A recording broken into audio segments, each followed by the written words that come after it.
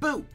Hello guys, and welcome back to another cold stream. On today's stream, we are back with some more Yu-Gi-Oh! Master Duel, and as you can tell by the title and the thumbnail, we are playing the Duelist Cup. It's here, it's upon us, it's happening in like an hour. Hip hip hooray, I hope everyone's excited. I certainly am not. Yay.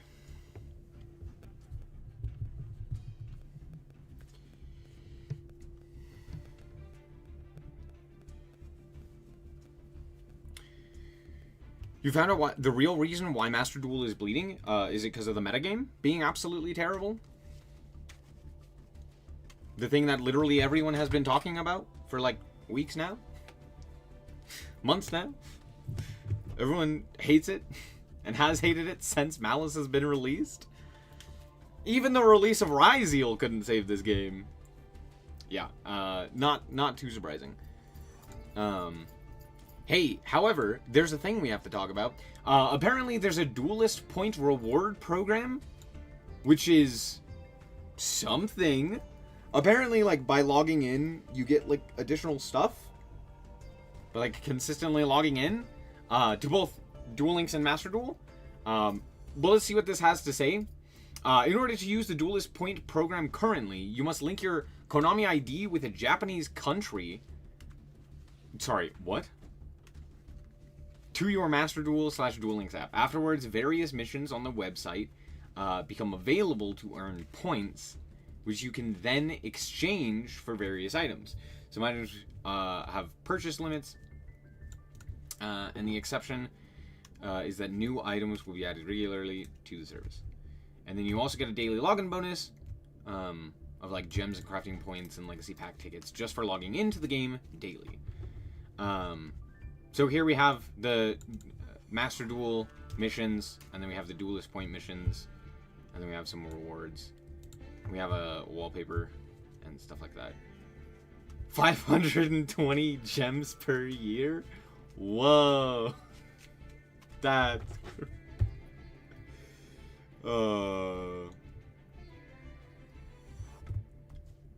Only available for Japanese players. Never mind. Gradual global rollout. Woo. I had the most interactive game ever playing Gem Knight into pure Regenesis board.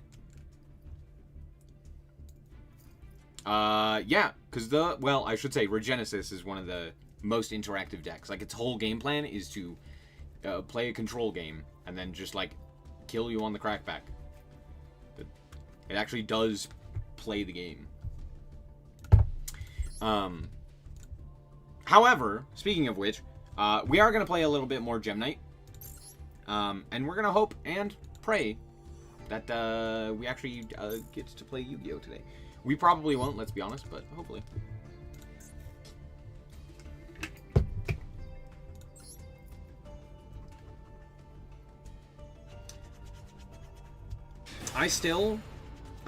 Look, I'm not gonna lie, I'm still not that big of a fan of this deck. Is Gem Knight a new deck? Technically.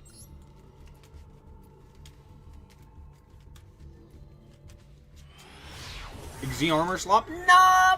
Not surprising. That's one thing I do like about Ryzeal, is that it is not Xe Armor Slop. It may be Slop, but it's not Xe Armor Slop. Sloppy.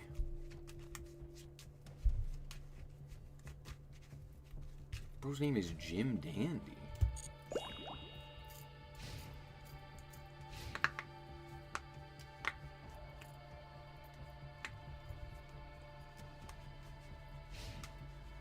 Oh, okay.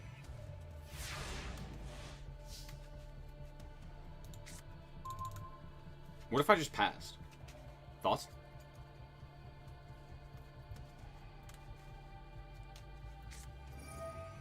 Okay.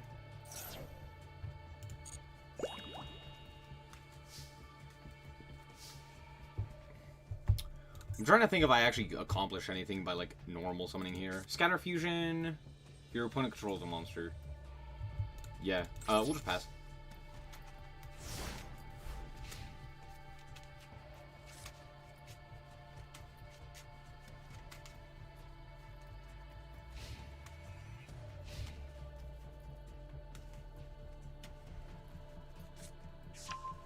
Regen your sis. Sure. We'll fire Maxi. I think I'd just die here. I'm pretty sure I'm just dead. Tragic. Have I tried the orange light? Fucking no. What? Why would I? Bro, I don't even like this version of Gem Knights.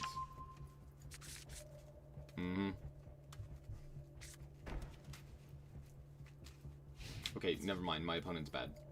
What? Why didn't we? What? There's no way we didn't have lethal in, like, 2 summons. You were playing Regenesis. You, like, normal summon a guy and I explode. What are you talking about?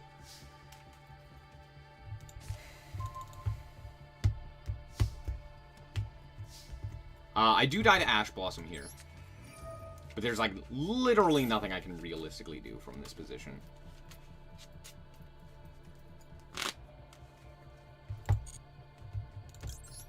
Brillante.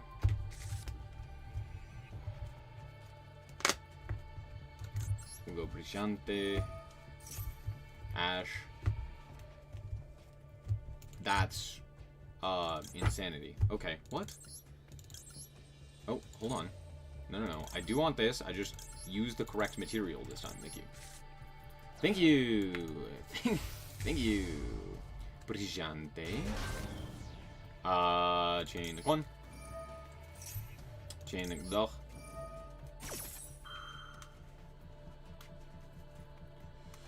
wish Gem Knight were cooler.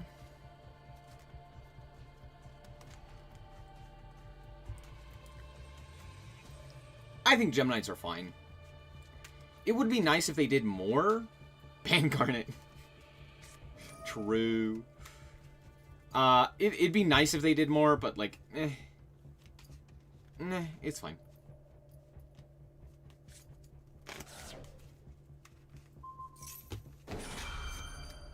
Sure.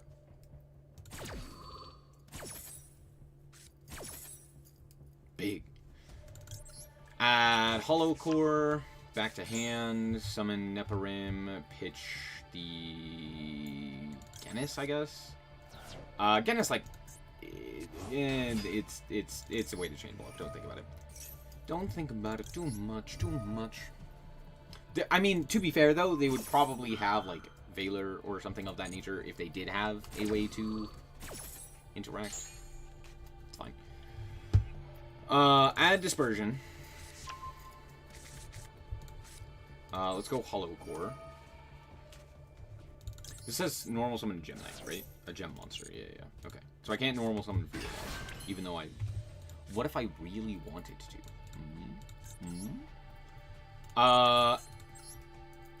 Let's go... Dispersion. Fusion Summon. Sending 2. Let's go Scatter Fusion here. We're gonna go Scatter Fusion. We're gonna activate the effect of the Scatter Fusion. Sending for Seraphonite. We're gonna go Neparim. We're gonna go Hollow Core. And now our Negate's online, so we're not worried about Nib. Okay, I could extra normal. Does that accomplish anything? Technically, yes. I'm not gonna lie, it does actually do quite a bit here. Cool. Now let's go into this guy. Am I lying to you with saying it actually does something? I actually am. I was lying to you. That is true. I was in fact lying to you. It's fine. It does psychic damage, which is nice. I mean, it's a winged beast. That doesn't really matter, though. Add this guy. We'll go Dispersion. Yup. Fusion Summon. Yup. We're gonna Fusion Summon it into Prisma? Yeah. Send... this guy. Prisma.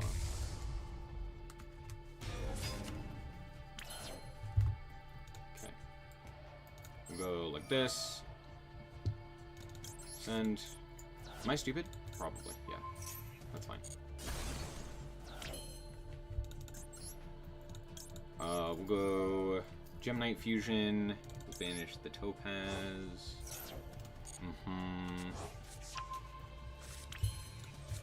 We'll go Gemnite Fusion. Yeah. For Master. Those three. Yup.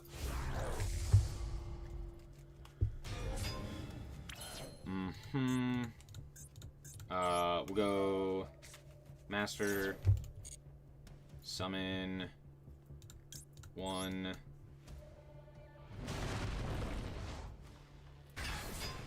Summon, 2, and Summon, I guess 3.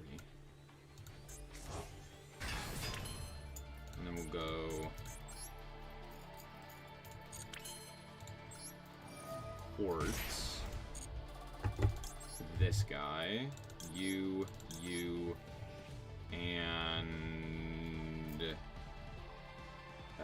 Topaz, I guess? Master Diamundo. Cool. I could banish to copy. This sends a gem monster. Okay. Which would allow me an extra normal. Whoa, crazy. Anyway, combat. Hiya.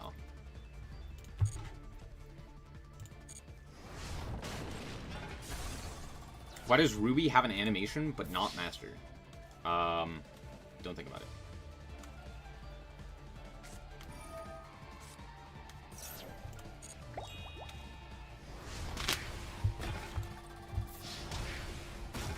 To be fair, Ruby prior to the new support was the boss monster. And since Master Diamond also has an animation, it does make sense because you already have the 2 animations. So adding another animation... And doesn't Quartz also have an animation? Negate Fua for the BM? If I negated Fua, I would have gained 1,000. It wouldn't technically have been BM. Except it would have, because it would have been the same amount of attacks. He's made with Garnet Smile.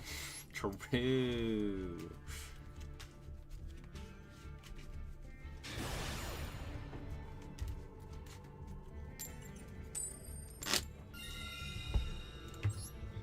I don't think I've lost a coin flip, I'm not gonna lie. I am just guaranteed to win coin flips with Go Second decks.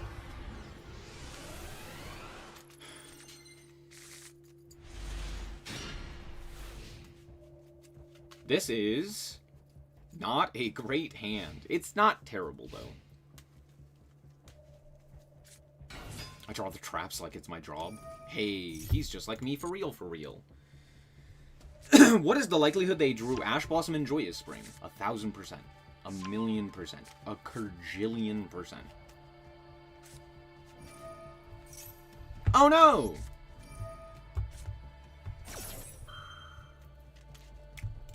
PogChamp.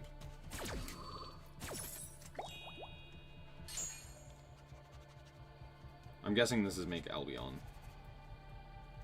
The reborn dingus. Yup. Oh, wait, that's the wrong dingus. Ayo. Sure. Yes, you can fusion summon, that's fine. Droll and Lockbird. Well, okay, if that's the case, then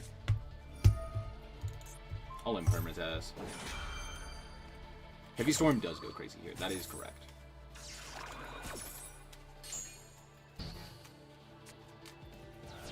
And drawing Quartz is pretty solid.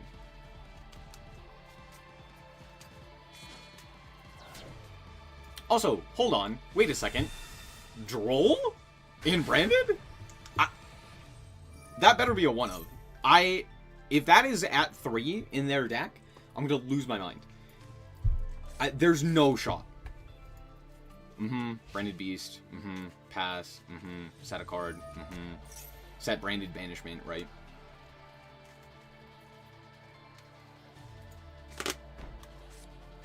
Branded in red? Okay. Not a great card, but not a terrible one. Don't love it, don't hate it. Cool, here's Heavy Storm. Who's respecting Ryzeal in this environment? True. Don't make Masquerade. I will cry if you make Masquerade.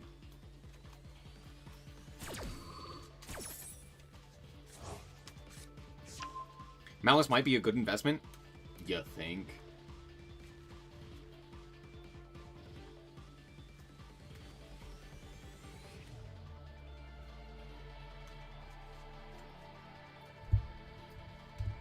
Yeah, of course the Cybers deck is a good investment. What do you mean? What are we making here? Granganol? Grangwignol? It's like not terrible.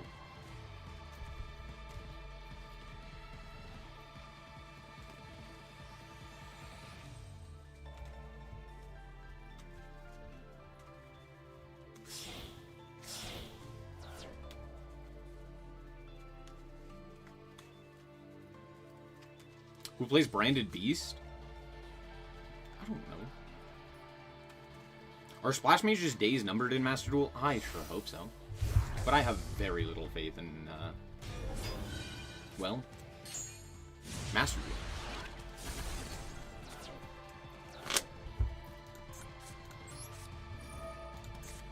Quartz. Brillante. Brillante. Go for this guy. 1, 2, 3rd. Hiwa. Hiwa. Chain link 1. I'm gonna get Bestialed here, aren't I? Guaranteed.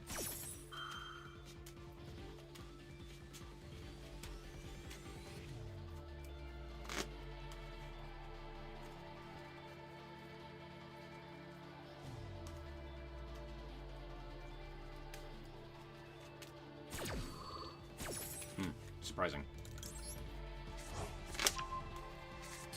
Surprising they didn't elect to go for the Bestial there. We pitched Genis. Summon the boy. Chain link 1. Chain link Duck. Target you, because it's funny. Even though I know it's not going to do anything.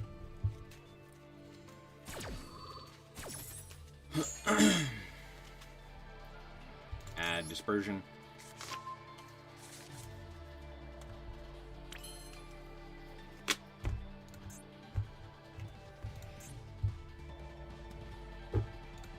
Make an extra normal here.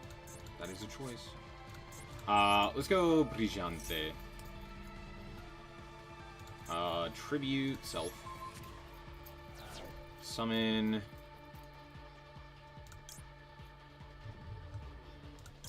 Seraphnite? Does that do anything? Kind of, because we could search Armadillo and then normal summon, and then extra normal summon, and then extra normal summon. Yeah, that's a fair amount of, like, guys. Honestly, that's probably worth it, right? Is, go Seraphnite here. Cool, let's go Dispersion. Let's add a gem. Add Armadillo. This would leave us summon number 4. Oh, hold on. Extra normal. Armadillo. Crocodillo. Add the...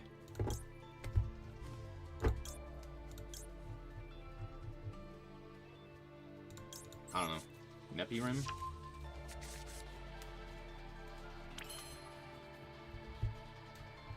Let's go...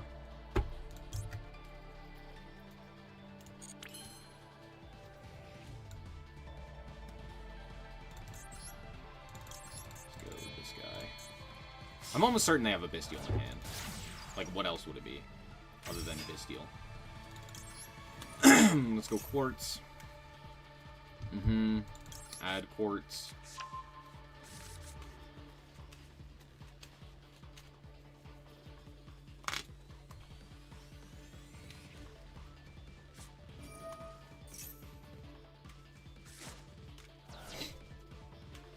Bogey.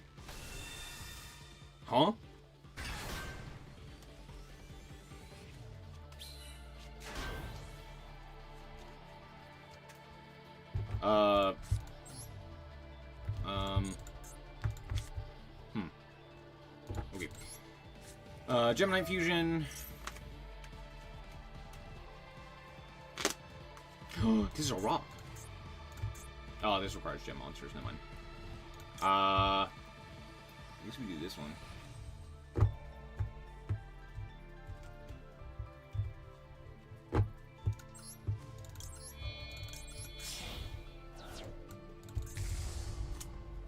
But it was a rock.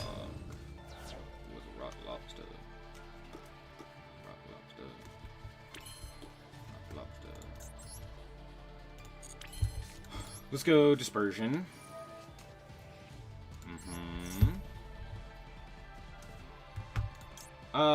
Let's go this guy.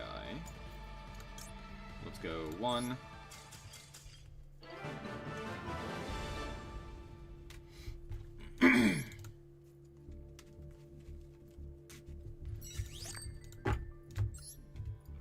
Yay, branded.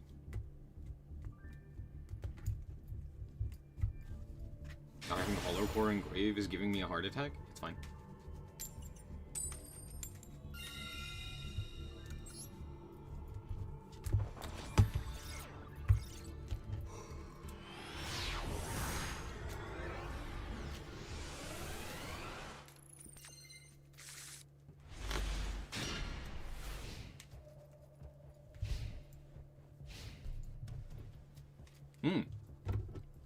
Pretty good hand. Oh, hip hip hurrah, bud. Sure. Why have I won every coin toss today? Oh, it's not just today. Yesterday as well. If I play a going second deck, my coin flip win rate goes sky high.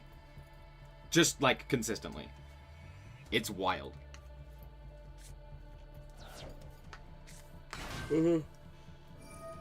X effect. Sure.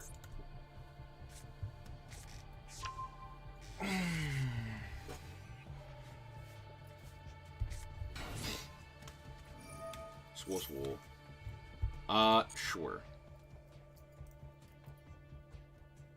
The best games are where you force Tenpai to go first. The best games are where you don't play against Tenpai.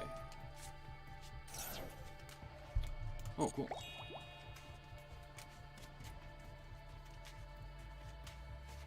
Please make Detonator pass. Please make Detonator pass. Please make Detonator pass. It'd be so cool. Are you usually playing Fua with Ryzeal? I think there are ways to play into Fua. It depends on the hands, though. It depends on how you start. Like, Fuaing here is kind of detrimental because they just searched Ice, which likely means either they already have the other cards that they need, which is unlikely because they're one-ofs, or it forces them to give me an extra draw where they normally wouldn't have to.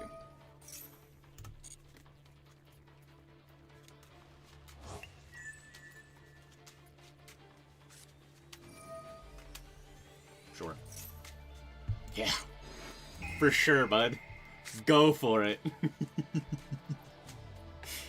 Yeah. Pick your fucking poison, dude. The Imperv? Not the Shaddoll fusion? Or thrust? What are you talking about? What are you thrusting for? There's no shot you played Dimensional Barrier. I refuse to believe that shit. There's no world in which that's the case.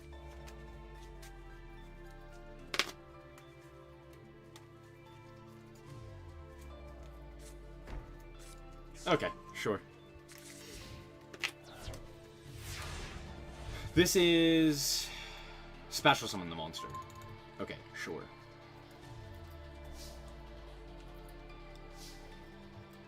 Coolio, Shaddoll fusion.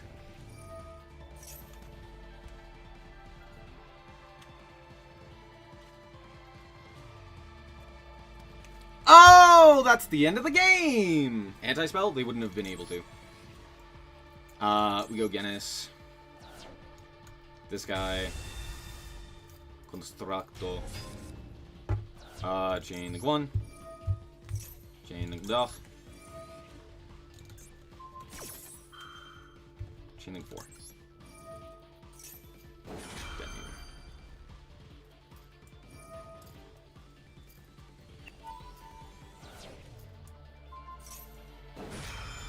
Oh no!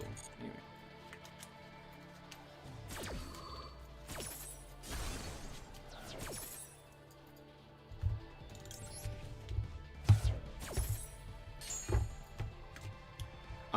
We'll pitch the Shadol Fusion. Now comes the boy. Chain Link 1. Chain Link 2. Shadol Fusion is so busted when you aren't constantly drawing the Garnets. Yeah, it couldn't be me. Add back Shadol Fusion. I know they have Ice in hand, right?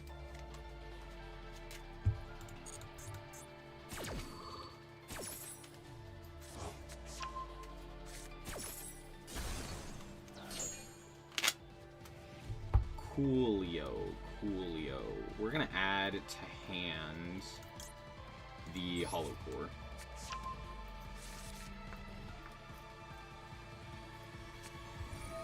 Droll. Sure, that's fine. Hollow Core. Send the fusion. Bro's very confused as to why he cannot pop a card now. No one has read Genius in their fucking lives. Is this still a blind second deck? Yeah. Imagine going first. With Gem Knight? What the hell am I gonna do with that? Stare at my opponent?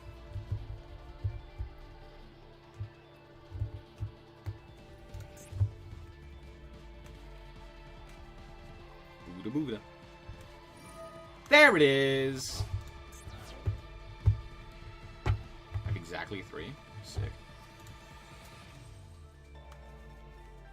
Or do I just allow that? Actually, I think I just allow this. Yep, that's fine. Oh, I literally couldn't do anything anyway. That's fine. We will just simply then go for Dispersion.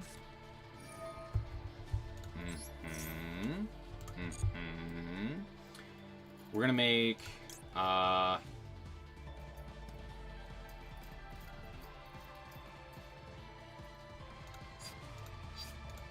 this is just this guy, right? Non-rock. You're a rock. How much does that matter? A little. Not a lot.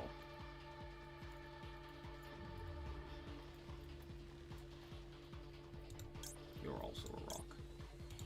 I don't really have another way of fusion summoning here. Does that matter? Kind of. A little, not a lot.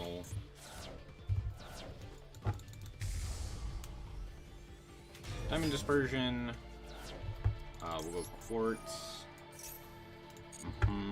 We will add back the Neperin. Yeah, we'll add back Neperin. We still have a normal summon here. So we'll go Gem Knight Fusion here. We'll banish Quartz.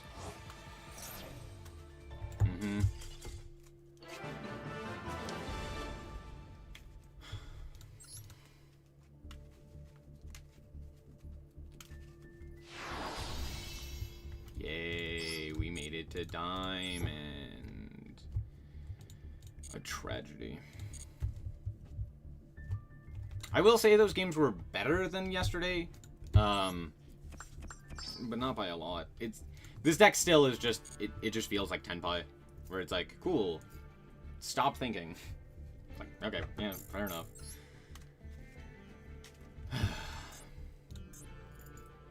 I wish this deck was more interesting.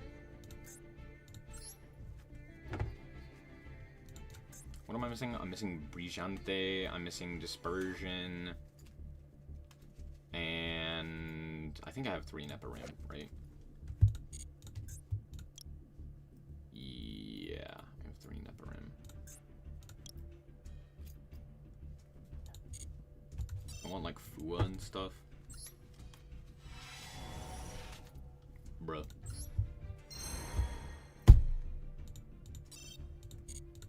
Alright, game. Short game. Thank you, game. Much appreciated, game. Much obliged, game. Fuck you! If you set a card under with Thrust under Droll, then use Amethyst, you can use it that turn. Amethyst? Which one is Amethyst?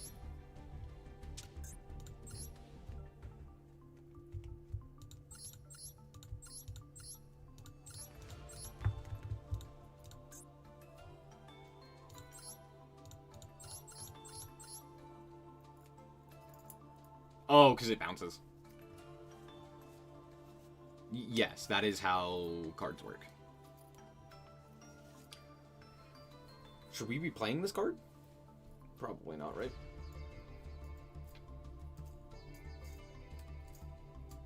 Unlucky. Summoner Isolde, where it blocked cards with the target's name it wouldn't see play.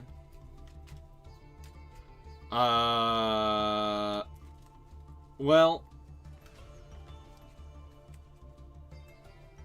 yeah, pretty much. Well, no, because, like, if it blocked, like, for example, if it just changed, like, set a normal spell trap directly from the deck, or if your opponent controls a card, you can add it to the hand, right? If it was just like, oh, if you set it, you cannot activate it that turn, but if you search it, or, like, you know, but if your opponent controls a card, you could add it to the hand, and you can activate it that turn, then it's like, well, that doesn't change anything. You'd still do the same thing with it. It wouldn't change anything. But if it was, yeah, like, you could add it to your hand, but you couldn't use it that turn, then yeah, like, no one would use it. No one would use it.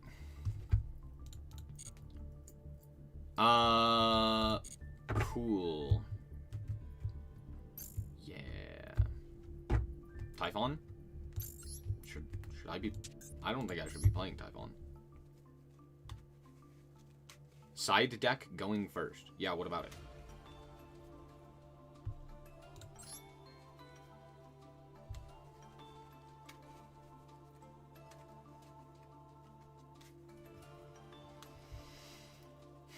It was made to punish Bestials? Tragically. I think this card is one of the most terribly designed Yu-Gi-Oh cards out there. Genuinely. The fact that you get punished for interacting with your opponent is the same problem with, like, Called By. At least Triple Tack is, like, while you still get punished for interacting with your opponent, it's not nearly as bad. But even that is, like, frustrating. But this card is, like, significantly better going second, and is okay going first. It's one of those things where it's like, this card oftentimes doesn't win you the duel going first, but solidifies your victory. Whereas going second, it allows you to win. Whereas if you don't have it, like, you are just screwed, right? And Thrust is just a win more card. Or just a win card. Like, this card by itself just wins games. Because of the obscene things that you can search. Oh, if you're going second, yeah, cool. Here's Evenly Matched, Raigeki, Harpies, Feather Duster, Heavy Storm, etc. Right? All of these cards that just, like, shouldn't exist. Or that are not searchable for a reason. Are now searchable off of Thrust. Hell, even, like, Grass is searchable. Not to mention all of the cards that you could potentially set. You know, Dimensional Barrier, Blackout Laughs, etc., etc. That are all of these, like, really, really stupid cards that just, again, probably shouldn't exist. Or, at the very least, should not be searchable. But, of course, they are, because of Thrust. And that's, like, that's my major issue with this card. Is that, I mean, look at, what is it? Left Arm. This is what searching a spell used to cost.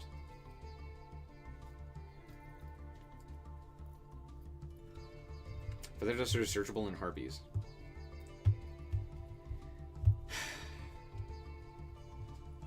Technically, yes. That is technically true. But again, there were other cards in that example. The point is, being able to search a spell should require you to banish, at minimum, 2 cards from your hand. Right? And then also not being able to set for the rest of the turn. Right? Which is way more problematic than you would think. But alas, they said, no. Just, oh, your opponent did a thing. Yeah, you got it. Get your card. It's like, oh, why did we print this card? That's a choice I don't agree with, but it's surprise left arm. I think TCG got it right with limiting it, but it's unsavory that it's off of the back of Thrust. I agree. I think what should have happened is Thrust should have been banned, and Triple Tack is fine. I understand that, like, oh, we want to limit, like, the power of going first. And to that I agree. However, counterpoint side deck. Now you can thrust for left arm. Do you know what's funny? You absolutely can. It's not like a terrible play. You could, like, thrust for left arm for grass or something of that nature. It's a bit silly, but you could, and it wouldn't be a terrible play. Like, you banish a tier name, you banish a tier trap, and then you grab grass and you mill a whole bunch of cards, and then you grab the 2 cards back because you milled, like, Crime and the other one that grabs from banish.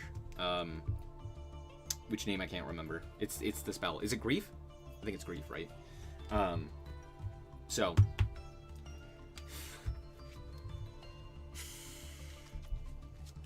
I need Triple Tack dead, both of them. No, yeah, you're just wrong. Triple Tactics Talents is one of the most well-designed Yu-Gi-Oh cards in the past year, or past couple of years, I should say.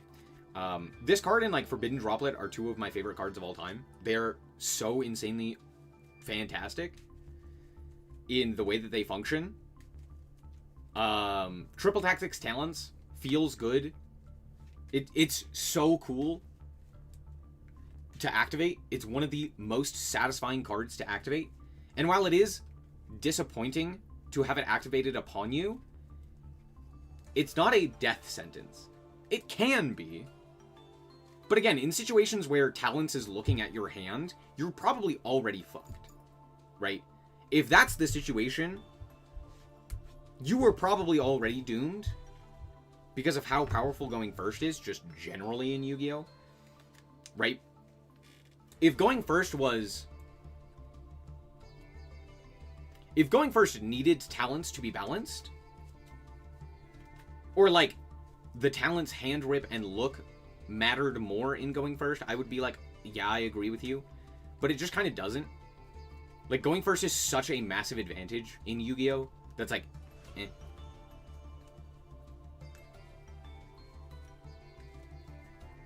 Don't build, okay, hold on. Don't build this version of the deck. If you want to play this deck, play 3 Droplet, don't play Imperm, play the 3rd Dispersion, play Perulia, and cut Raigeki. And play 42. There you go. That's what I would play. I'm just poor and don't have those cards. Also, you could play Typhon instead of Baguska. You could also play, I don't know, there's a bunch of things you could play.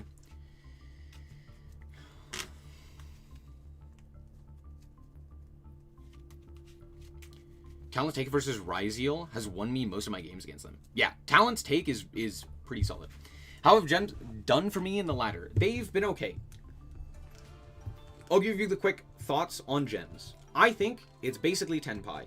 You are pretty heavily reliant on your opening hand, which this deck, to be fair, has better opening hands than that of Tenpai, just due to the fact that you oftentimes have more plays. But it's still not going to beat Malice if they get to combo. It's still not going to beat Ryziel if they get to their combo, because oftentimes Ryziel will either end on something like Baguska, or they will end it on a big untargetable field that you just generally can't out unless you specifically draw Droplet, which makes it way more problematic to actually beat.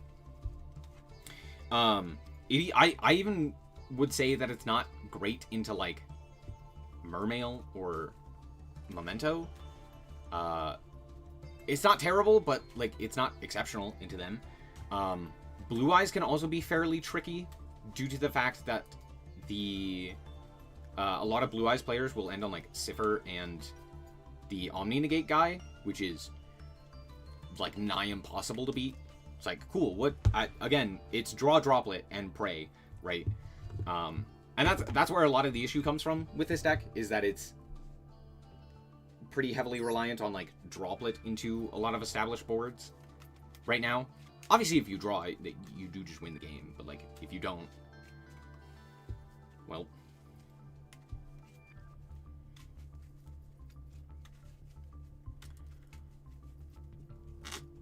Do I think gems are better than Tenpai after all of the hits? Yes and no.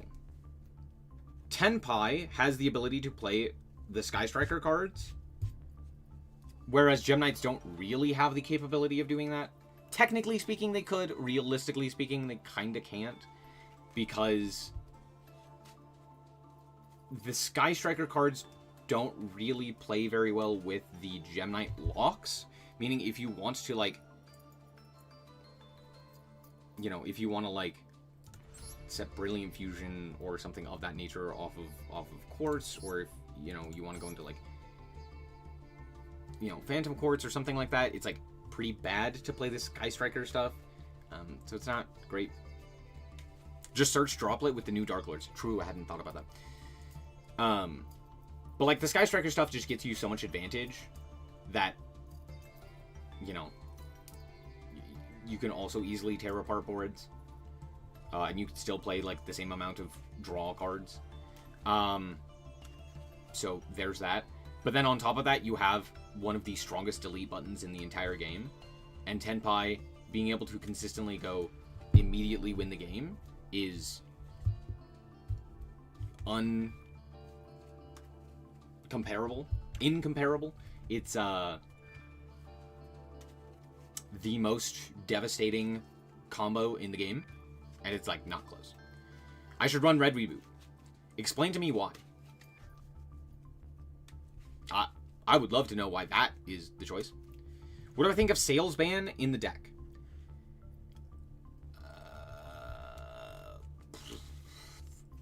You could play Sales Ban. I don't hate it. It's like pretty good against like Detonator. It's decently good against like the Malice cards.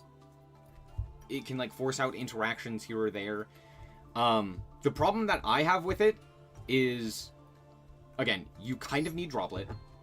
You really want like all of these other engine pieces. Maybe you would cut like Nibiru for it, which is not terrible. But I've seen so many people just play into Nibiru and just not care. So I feel like Nibiru is really, really good right now. Like, no one is playing around it. So there's that. But like, Sales Ban's not terrible. I don't love it, though. It's okay. Read the card. It's kind of nasty versus Malice. Counterpoint. What does it do against anything else? And even against Malice, what does it actually do?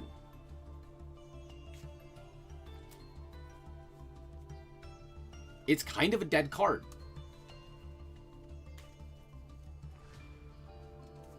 Because how am I beating the Allied Code Talker guy? Or what have you, right? March Hare still does, you know, a ton of interactions and puts up a bunch of stuff. I still have to contend with Apo. I still have to contend with the Allied Code Talker. Like, yes, in theory, it's okay. Shuts down Impulse. No, it doesn't. What are you talking about? That's just not true. If they Impulse me... Yes, I guess it kind of does, but it's only good against Malice, and only sometimes. Because they're still going to draw a million cards, and then I have a dead useless card in my hand because they max-seed me. And then they drew like 10 bajillion cards. I run both Sales Band and Reboot. That sounds horrible. That sounds like a deck that you literally can't play the game in.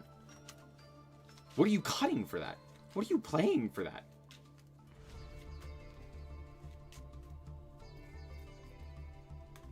How are you breaking boards? I guess Sales Ban? Sales Ban sounds terrible against Malice. Like, yes, okay, to be fair, Reboot sounds great against Malice. And it sounds terrible against everything else. And only sometimes is it actually going to work against Malice.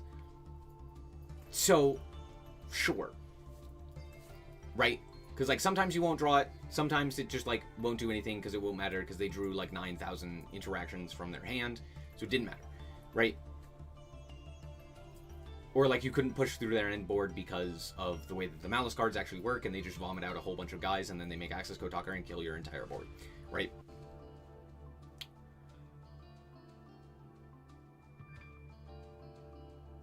But then again, yes, it does stop Malice, sometimes. That is true. But if you don't kill them, which is highly improbable, because it's Malice, don't you just die to... Also, the Shawl cards feel so bad against Malice, don't they?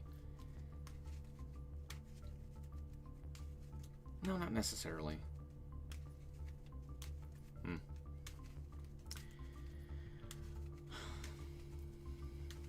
Red Reboot might be the best breaker into Malice. Oh, why? What is that wouldn't Lightning Storm, Harpy's Feather Duster, Heavy Storm pretty much do the exact same thing? Except for the fact that they also remove the cards from the field? Oh, but White Rabbit can, like, reset the guy. Yep, that is true. And Red Reboot does technically stop that.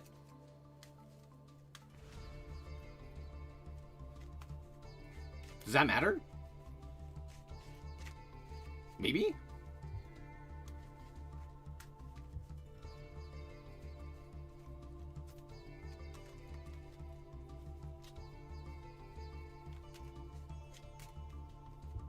But then again,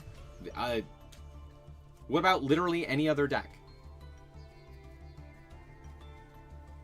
Super Poly is a crazy breaker. What does Super Poly do?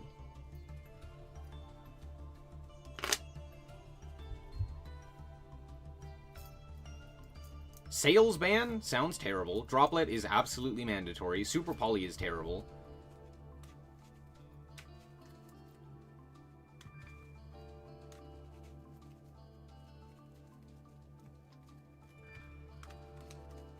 Troll, what about it?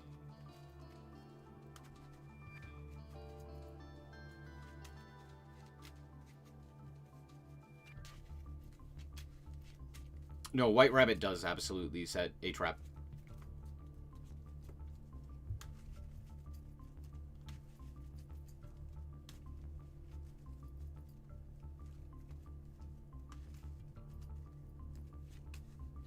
Here's my experience with Red Reboot. Here's the thing. Red Reboot is fine if you were playing against Malice. However, counterpoint, Malice is not the most popular deck in the game. Sorry, it's not the sole deck that you will be playing against in the game. It's not even like 50% of the decks that you will be playing against in the game. And if you do see Red Reboot against Malice, you still have to contend with the like 4 or 5 cards that they drew off of their combo, because that Red Reboot isn't actually going to do anything unless you drew a bunch of other cards. Because they're still going to kill you with their general combo. Things like Apo and Allied Code Talker and just the general Malice end board is still powerful enough even without the trap cards. Right? So, cool.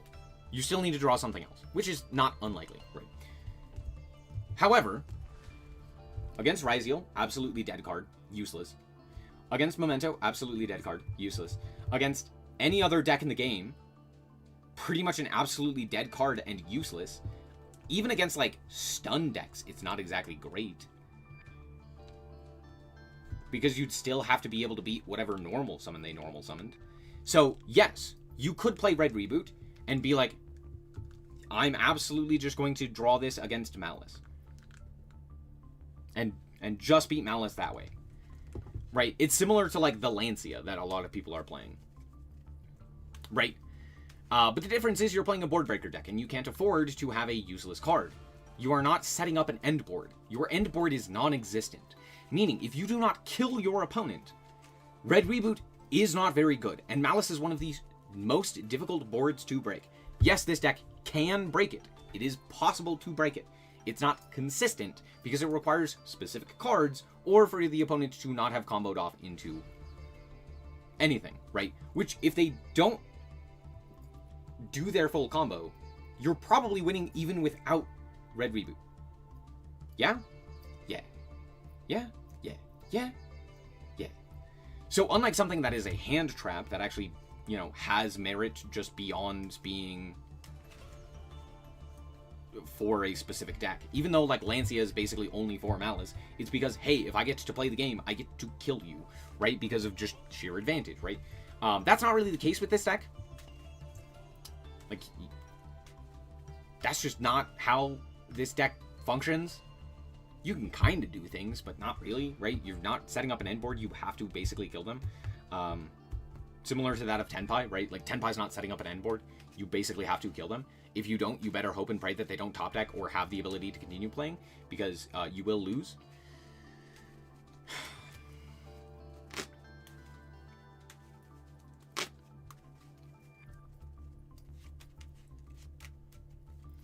Even outside of Diamond, I'd probably still play Nibiru over Reboot. Just straight up. Because nobody is currently playing around Nibiru. And it cooks them very hard. To just be like, cool, here's Dingus.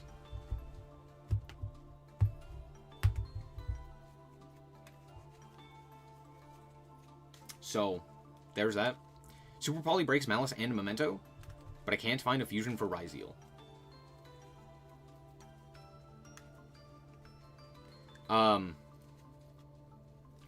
Yeah, I don't like Super Poly either, I'm not gonna lie. Super Poly's not terrible. But, like, it's not very good against Malice. And I know what you're saying. Wait, no, it totally is. It, like, breaks a Malice board.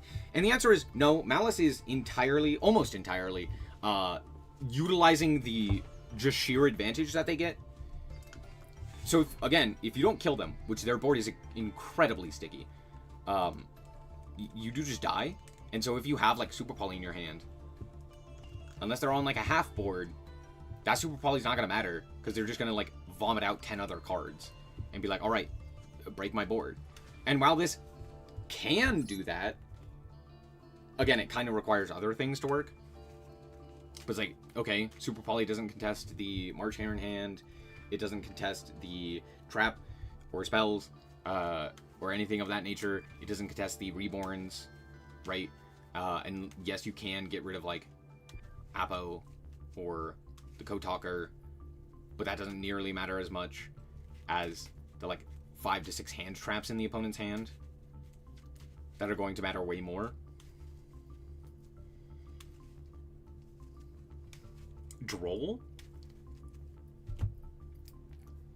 My brother and Christmas. We are playing like 1,000 million draw cards, and we absolutely just need to see a sheer amount of cards. Droll sounds terrible. Droll is fine into Ryzeal and pretty terrible into Malice. Yes, Malice can't get their additional draws, that is true. However, you also don't get any draws. You're now on 5 cards going into their full Malice end board, and while, yes, technically speaking, they are not going to be able to, like, draw into their hand traps, you still have to break that board.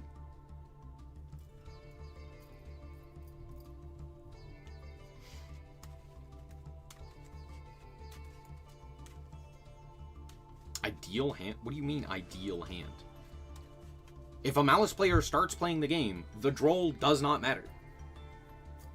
Unless you actually have some other way of stopping the combo, the Malice end board is still going to be nigh unbreakable. There are a few hands after a Droll that could do it. That is correct. Right? I mean, there are a few hands as well without drawing cards that could break a Malice end board. But they're not exactly consistent. When they drolled themselves. Yeah. Only got 1 draw. But you did get a draw. And you forced them to droll themselves. Which means that they were down a card. Like,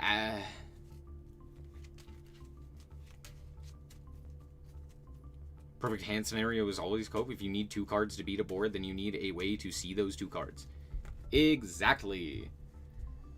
I'm not saying Droll is bad. I'm just saying I don't think it's a good option in this build, because I'd much rather be able to draw my cards. And while Droll is good against Ryzeal, it's not good against Malice, and it's not good against a lot of other decks in the current metagame. What does Droll do against Memento?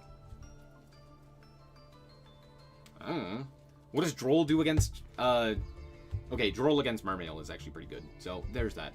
What does Droll do against, what's another example? Fiendsmith variants.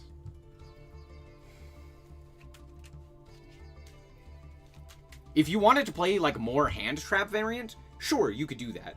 But then you're missing out on things like, Shaddoll Fusion, you're missing out on things like Thrust, you're missing out on things like Droplet. But I guess you could still play like Droplet, right? But if you want, like, Droll is, like, okay. It's not an auto-win card, it's okay. So if you draw a weaker hand, you're just kind of cooking yourself by playing Droll. And it's not like you care enough about, you know, Maxi or Fua or what have you to play Droll yourself, or to, like, Droll yourself. Droll is a budget option? Sure. Yeah. But let's be honest, if you're playing a budget version of this deck, you probably shouldn't be playing the deck. Me. Just magically start with Imperial Iron Wall on the field? True! I hadn't thought about that. Anyway, the DC Cup is here. Should we take a look at it?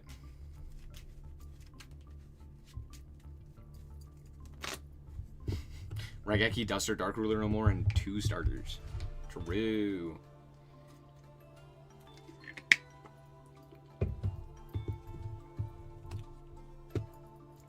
Skullmeister? True! True. At this point, an Apo ban won't matter. Yes, it will. If Apo gets banned, you can Nibiru the Malice player. They don't have a way of interacting with Nibiru. Unless they make Allied Code Talker, which you can absolutely Nibiru them before and cut them off of quite a lot. The difference between them having Apo and them not having Apo is substantial. Because now, they're beatable. Sorry. If Apo is banned, they become beatable. You actually have the ability to interact with them and have it matter. Right? But with Apo still legal, you kind of can't do that. You just have to, like, hope and pray you draw the one of that immediately ends their turn.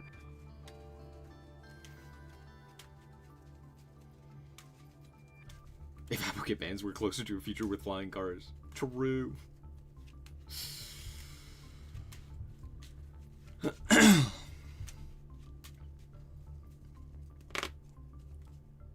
Yeah.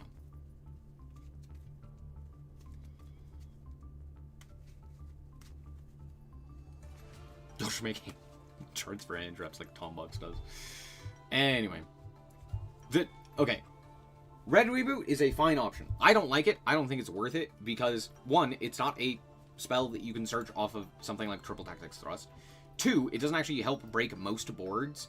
It only helps against specifically Malice, and it only kind of helps against Malice because if they still get to do their combo, you're kind of cooked anyway. And 3, there are just better options. Right. Again, like, you have to fit something. You have to, like, cut things from your deck. So either you're cutting Engine or you're cutting other such powerful board breakers / hand traps, right? You could switch them out for things like Nibiru. Cool. That is an option. Right now, I think Nibiru is pretty high, at least on my list, because it interacts favorably against a lot of decks. And more specifically, it interacts favorably against a lot of players who are not respecting Nibiru. So there's that. If you think Nibiru isn't there, you could consider things like Sales Ban. You could consider things like additional triple tax. You could consider things like additional lightning storms, additional board breakers of that nature. Even like evenly matched is not terrible. But yeah, you could, in that situation, consider Red Reboot. But again, it's not the greatest. That's all. Because, like, it doesn't do anything to Ryzeal. In fact, it probably buffs Ryzeal. If they, like, activate Imperm, and then you Red Reboot it, and they get to set another Imperm, and then they don't die, it's just a net positive for them, right?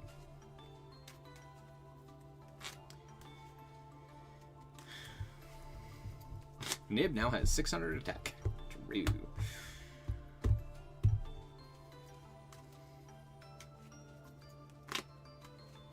Plasma Hole can make Baguska or Lancer on your turn.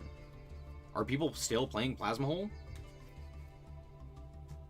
Because I'm not going to lie, it doesn't matter.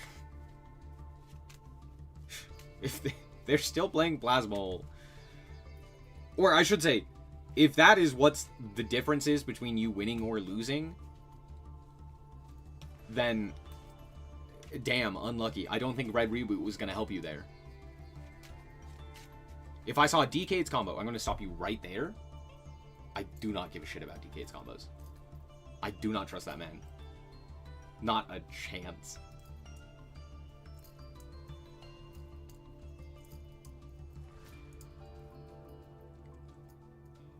He summons the link that searches for backup before Apo so you can nib them. What does that accomplish? If I Nibiru there, what does that do? What are you talking about? I'm gonna look up this combo because I guarantee that it doesn't matter.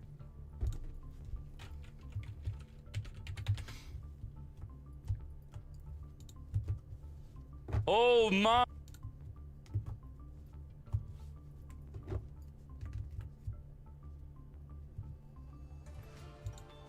Welcome to the Tier 0 update for the ultimate top tier Malice guide. The new cards you must play are Allied Code Talker, 3 backup Ignister, and 1 Wizard. This is your new mandatory core deck on how to play Malice. The new Ignister cards are not optional. They are not a different way to play the deck. They are the way to play this deck. Backup Ignister provides 3 new starters and extenders. Wizard is a big 2-card extender, and the power ceiling of the deck goes up with Allied Code Talker Ignister, giving you an Omni Negate and Banish. The combos we'll be showcasing will be a backup Ignister combo, Dormouse combo, White Rabbit combo, and exclusive to Mart with the new Dormouse combo, which requires any card in your hand for discarding. And we will be comparing the end field to what it previously was without the Ignister cards. Let's begin by normal summoning our Dormouse, activating to banish a March Hare from the deck, triggering the March Hare to add back to our hand, and then we're going to make use to a card banned in the TCG, link off the Dormouse into our link decoder. Now we're going to follow up March Hare activate to non-target banish the Dormouse from our graveyard. This is maybe one of the worst combos I've ever seen in my entire existence. What the fuck is this?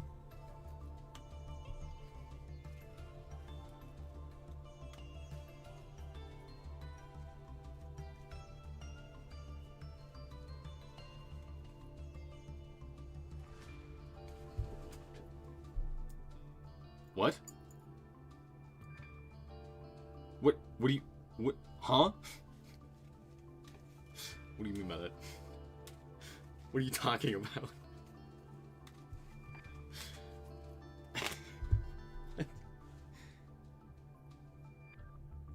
Okay, I guess we just fear no interaction at any point ever from our opponent.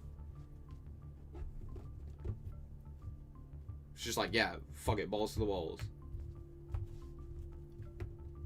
Why grab White Rabbit? That actually gives you an additional combo piece.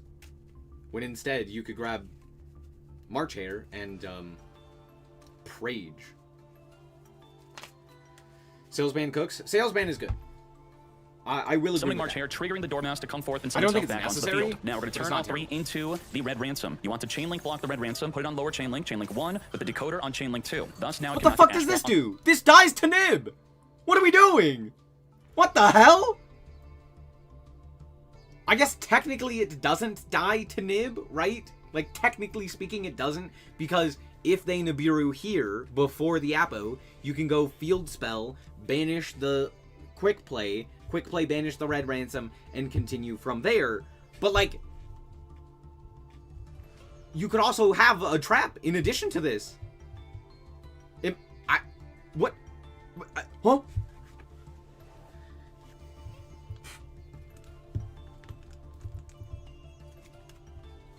You could literally do the exact same thing, but have an additional trap here. As opposed to having March Hare? Why the fuck did we grab March Hare? What? Huh? Why is bro's name Noob? Because he couldn't name himself that. It would make him look stupid.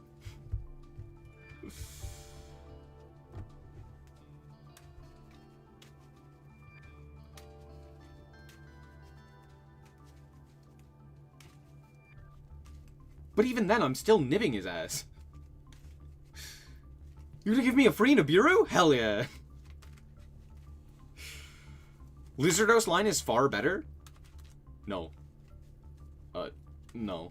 I disagree with that, but yeah. Lizardos is something you do if you get interacted with. It's not something you should do during your main combo. Especially with Link Decoder's existence. The only problem I have is that we went March Hare as opposed to White Rabbit, which you absolutely should normally do. And you grab GWC there so that you actually have the ability to continue your plays and not immediately die to, I don't know, more than one interaction. But, I mean, to be fair, it doesn't matter.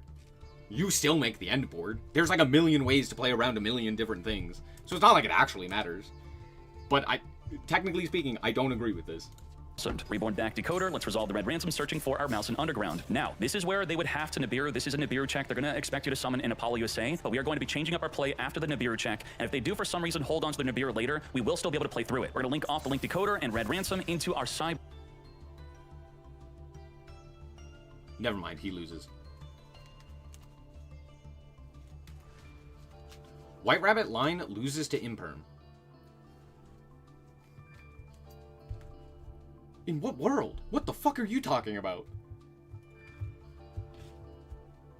It protects you from Imperm. It protects you from targeted effect negation. What are you talking about? Imperm the mage. What mage? What are you talking about? You do literally the exact same thing that he just did. Except instead, you go Dormouse or White Rabbit. That's it.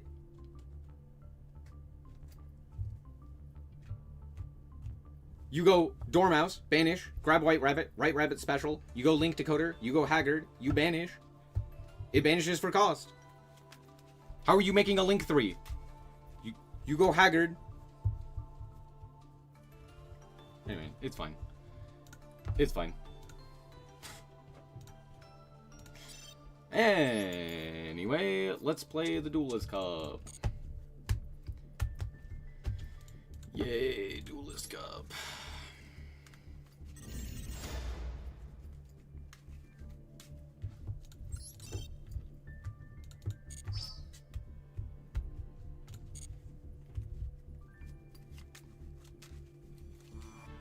That line is fine. Sure.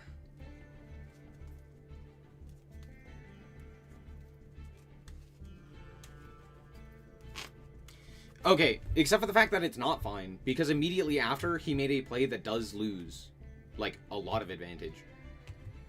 Because now I just nib you on the Cyber's Wick kid. And then you don't have Apo.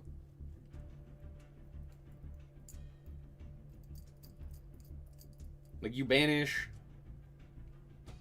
the Red Ransom, you activate the effects to Reborn, I nib, you lose the guy, out comes Red Ransom, you still get stuff, but like you lose the massive advantage of the Apo.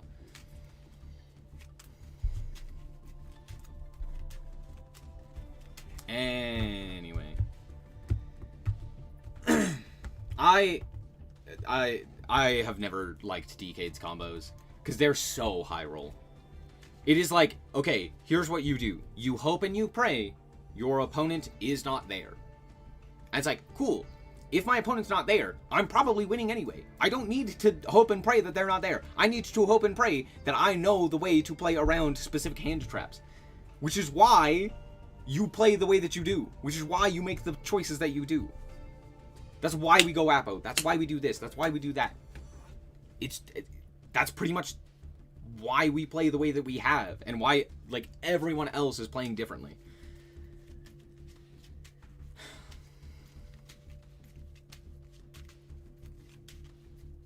He needs to activate Field Spell after Wicked, right? You just nib after that? Yep.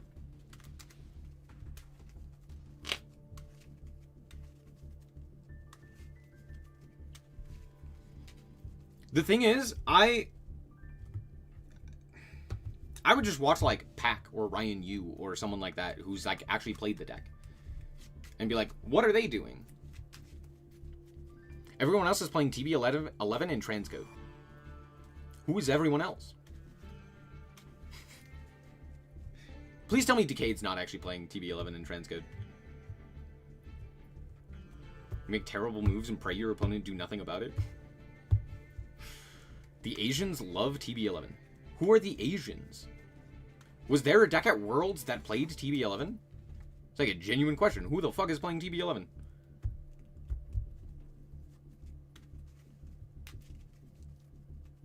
Check the top OCG Malice decks. As in, like, the ones that are currently playing in the OCG? Oh, wrong. Oh, that, piss off. There we go.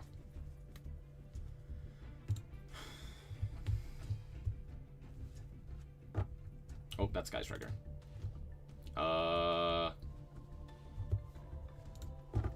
This one Malice?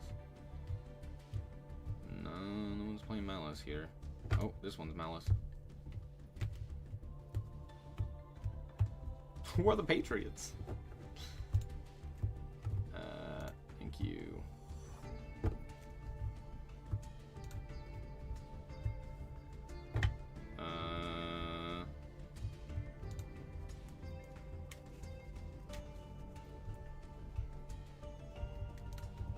Hold on.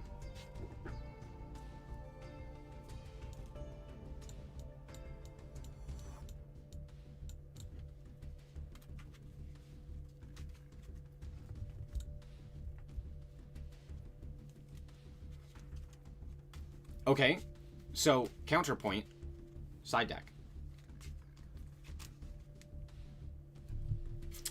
You could just side deck the card out, so who cares? And also, they only have one Dormouse. They only have one Sark. They only have one Allure. They just have less consistency. It does make sense.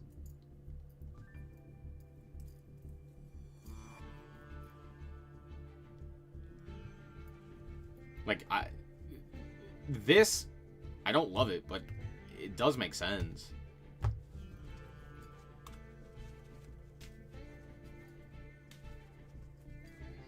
But again, like, if a Master Duel player is playing it, let's check Worlds.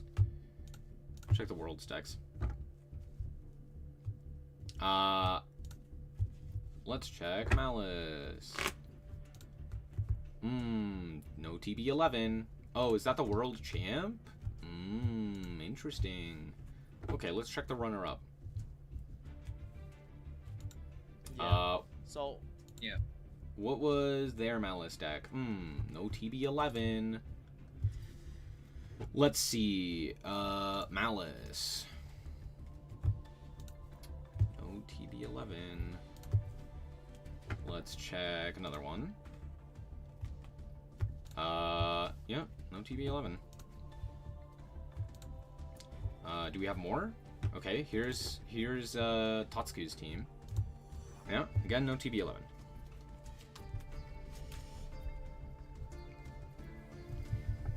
Exactly. Yeah, no, I agree. You'd have to see a lot of TB11 in Master and Plat, or in Diamond and Plat. That is true. I will agree with that. When I first made my deck, also played it with TB11. Though, to be fair, I was playing more of a deck that was specifically designed to be generic. Let's just type in TB11 because I'm now very interested. How many people? That is too many people. How many people is this? 1, 2, 3, 4, 5, 6, 7, 8, 9, 10, 20 people? That's 20 too many. That's crazy. How's your process and method of learning new decks like Malice without using those Pepega YouTube guides? I do a lot of testing on my own, but I do look up guides. I do look up guides for specific combos.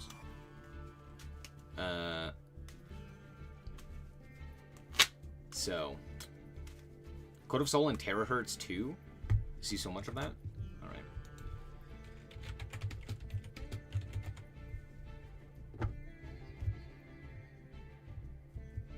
I'm actually surprised how few people are playing Code of Soul. Because I do agree, I see that a ton. What about Terra? Sorry, it's Terahertz? 13. New Tempest Terahertz. I'm surprised by, actually, no, I'm not. Terahertz probably got cut pretty quick with the new cards. Because previously what they would do is they would go Terahertz because it was a way to evenly matched. However, this is going to sound really silly. However, you don't actually lose to evenly matched in Malice. A lot of Malice's interactions come from Grave and Hand. Or, not interactions, but, what it ultimately accomplishes is a lot of, Grave and Hand stuff. And so with the previous end board, you would end on, Apo, maybe Firewall Dragon, and, some set cards. And then the March Hare in hand, and a whole bunch of cards in Grave for follow-up.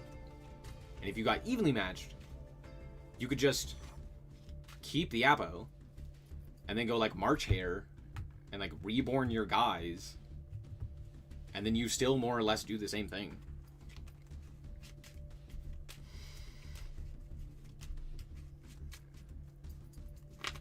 Anyway. To be fair, I am not the person you should be asking about Malice. I am not, the Malice player. I fucking hate this deck. I'll talk about Ryzeal. I understand Ryzeal. I'll talk about Sprite. I could give you theory on Sprite all day. I understand how to play that deck. Malice? Not so much. Those Duelist Cup tickets are bullshit? Wait, what are they? Wait. No, surely they're good, right? Smile. Surely they're great, right? Surely...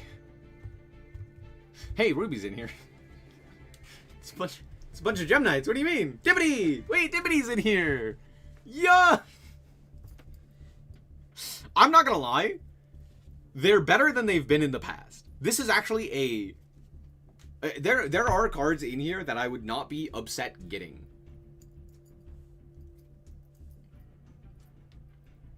Granted. I have 9 ding already. How many do I have? I have 6. I do have 0 white lion, so there's that. When aren't the DC Cup tickets shit? Right now. They're okay. My problem? Here's my problem, right? Let's go to the reward list, and let's look at what the rewards are for Stage 2. Oh, that's right. If you get 1st through 10th, you get 20 Legacy Duelist Cup reward tickets. Also, now to be fair, you also get a little title that no one has ever seen in their entire life, and a little gold sticker. Yay. Yay. Surprisingly, on topic Tourney Pack, I do agree. These rewards are fucking laughable. These are aggressively mid. It's insane that you receive no gems, you receive no crafting points, you receive nothing. You get nothing. Good day, sir. This is one of my biggest gripes with the Duelist Cup and with the KC Cup as well in Duel Links, is that you just get nothing. And it's like, why? It's so frustrating. Like, unless you are planning to get to Worlds, right? Which, by the way, the ability to make it 2 worlds by playing the Duelist Cup is so marginally slim. You better make it to first. You better know you can get to first. Because otherwise, good luck.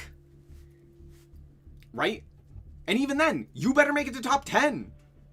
Which again, yeah, good luck, bud. It's just, there is like no incentive at all to play Stage 2. It's so frustrating.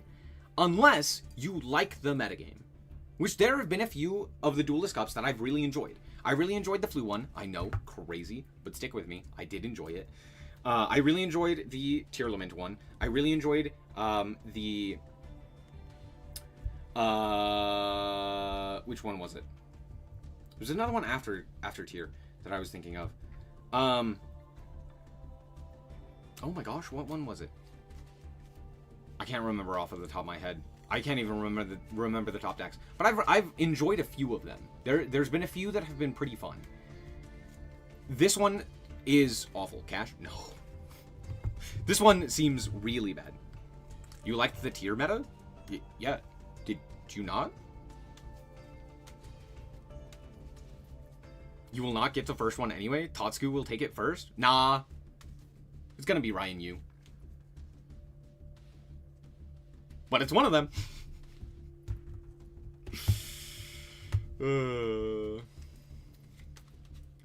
Yeah, here's what I will say. This one is the most skippable. Because both Ryan Yu and Tatsuku have to qualify for Worlds. And I'm not gonna lie, Ryan Yu is extremely good at Malice. And Tatsuku is, well, I mean, he's Tatsuku, so... So this one is like the most skippable of all skippable Duelist Cups. There is no incentive at all to play the second stage.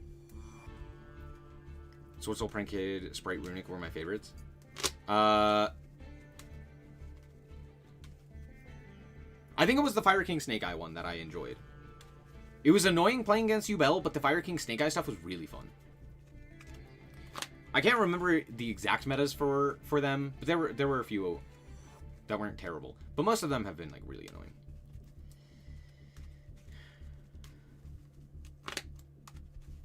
50% being good at Malice, 50% starving yourself. If you are Ryan Yu, Tatsuku, or Joshua Schmidt and co, not as much. You can actually just like regularly play Yu-Gi-Oh! And be fine. I mean, I say regularly, but like, if you played like 10 hours a day, you'd be fine. Maybe a bit more, maybe like 14. Which sounds a lot, but it's also not. Anyway, again, just like looking at this is so disappointing. Because like, there's no reason for me to invest in this at any point. I'm not getting anything out of it. Even if I was like, oh, I want to get to top 1,000. It's like, what would be the point of that? Even if I enjoyed the meta, what would be the point of that? And I'm not saying like I need a ton of rewards, but it's like, I need an event to not suck. I mean, look at the Pokemon Grand challenges. That shit's fire. That's like actually playable. What should we play? Let's play Orcust. Actually, you know what? You know what we should do? What if we played... Don't look at that. What if we played... Regenesis? What if we regen your sis? True. Favorite one is when Tatsu got scammed by Chimera hype. Got barely any points, switched to Ritual Beast, and still won despite the setback. That was funny. Also, imagine thinking Chimera. That's it. Thank you for coming to my TED Talk. Bro, I despise Chimera. We need another event like Dice Rally, not more shitty cups. Well, the cups are scheduled, so every 3 months we get a cup. The problem is that there's nothing else to play. Is that we are stuck playing the cup. And it's a 2 fucking week event. Why is it 2 weeks? League of Legends. Where was League of Legends? Oh, that's why that's there. Yeah, I was playing TFT not too long ago. TFT is fun. Wait.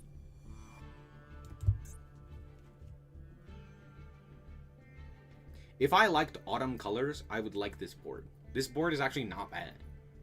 Problem, I don't like orange. It's not my favorite color. It's not my least favorite, but it's not my favorite. Alright, let's regen your sis all over some noobs. I just realized we're at, like, stage 1. Uh-oh, SpaghettiOs. Oh, sorry, stage 3. How the hell was I in stage 3? I was in bronze. Hey, yo! Wait, hold on. Was I in bronze?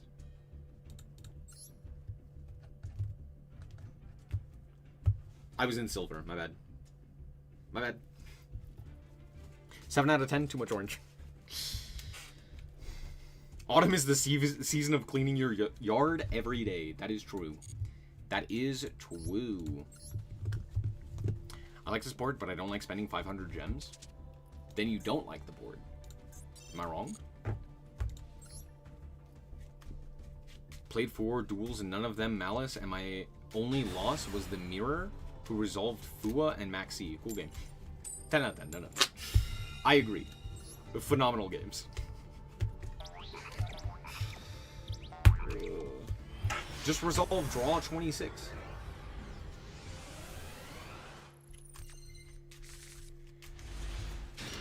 This hand, technically does stuff.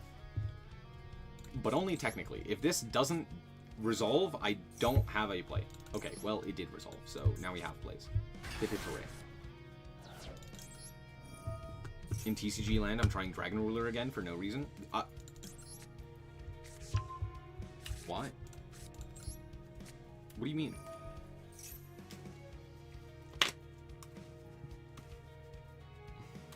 Why is my yard still dirty? True. What is that melody? What melody? The same one that they've used time and time again for the Duelist Cup? Or am I crazy? Do they not always do that? I feel like they always do that. Give up on Gem Knights? No. I just wanted to play Regenesis. I actually enjoy Regenesis. I don't enjoy Gem Knights. You're bored of the song? Understandable. Autumn is a very wonderful time for me. It is wonderful.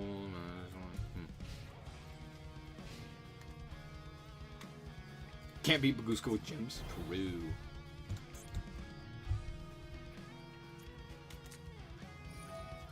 Yo, evenly matched. Anyway.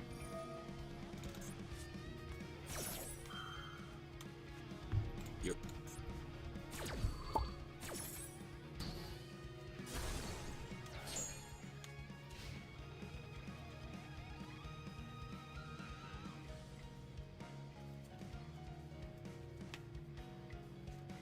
Hasn't been this one for the last 2 DCs.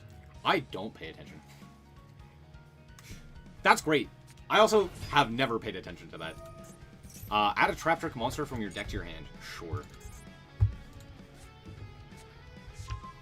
You know what? Pop off King. It's the old OST? I could not tell you the last time I paid attention to an OST. Smile. We could go Bro Drew. But we could also not. That's also an option. We should not do that. Arachnocampa. Sure. Set a whole. Sure.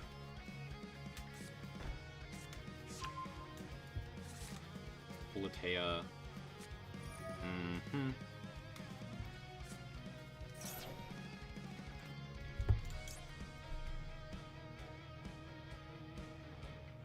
Sure. I'm just gonna flip this.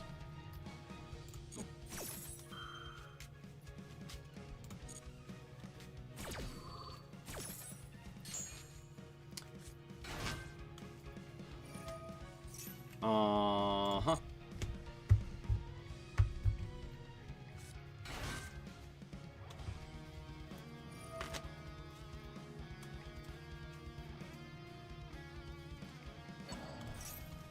I'm sorry, What in the hell is this?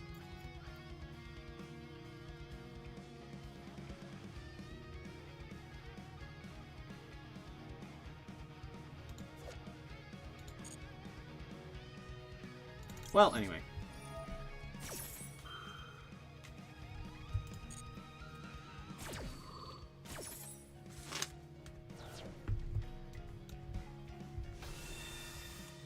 Here is rock. Here you go. Have rock. Rock solid.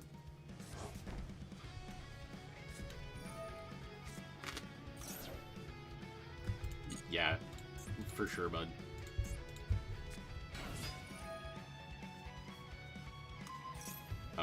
Sure. Weep. His name is what? Oh, that's true. At least he's honest. Yup, yup, yup. Can't banish anything if we Chaos Hunter? Do I care? Let's regen your sis.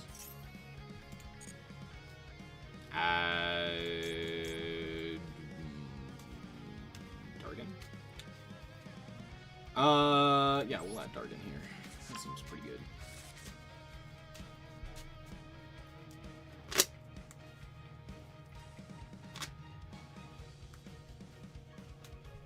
Fun to laugh at the trap hole for fun. True.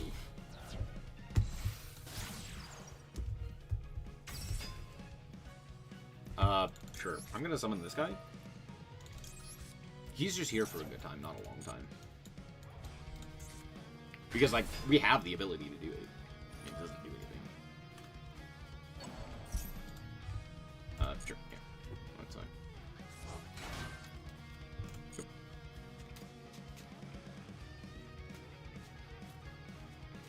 Someone that should be on a list. Why in the 9 levels of hell have we made this person? Excuse me? Oh. Yeah.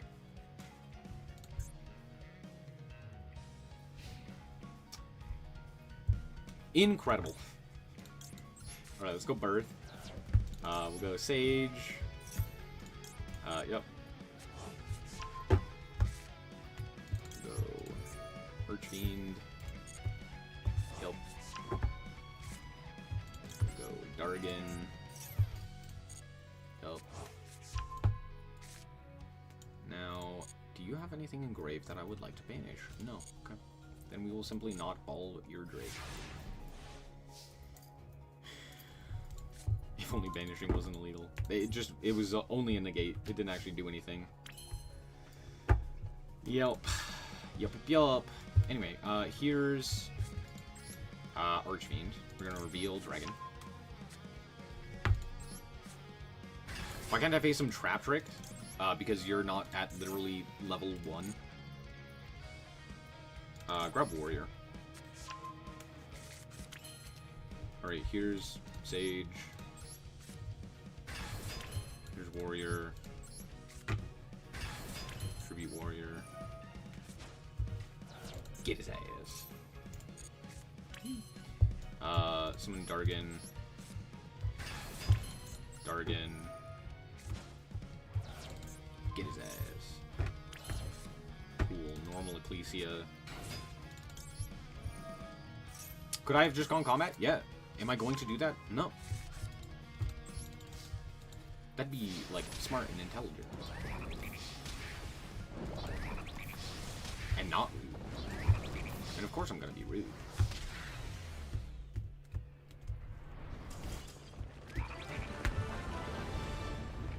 Incoming Gores. Do you know what's funny? I still beat Gores.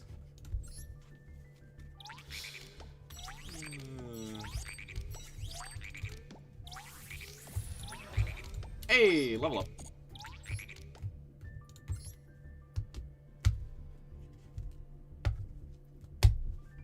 To be fair, that was still more competent than I was expecting.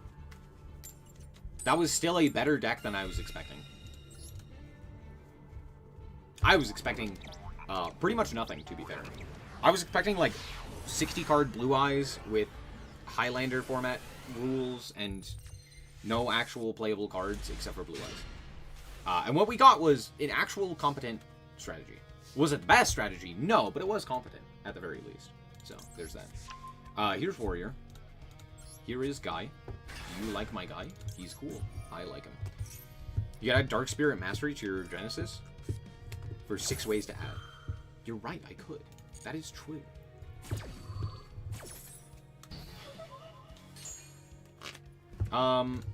Cool. Here's code. We'll summon Sage here.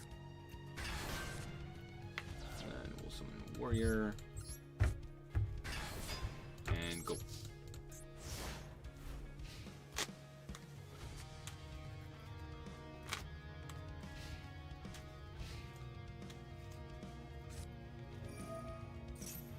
Sure.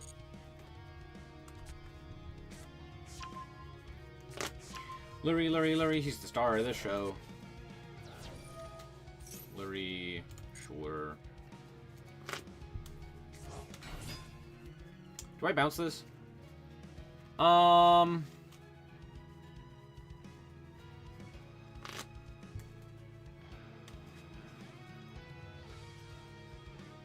am I concerned about? Engraver, I guess, yeah. They haven't gone Requiem. Yeah, I think I still bounce. I'm also gonna go Chaos Hunter here.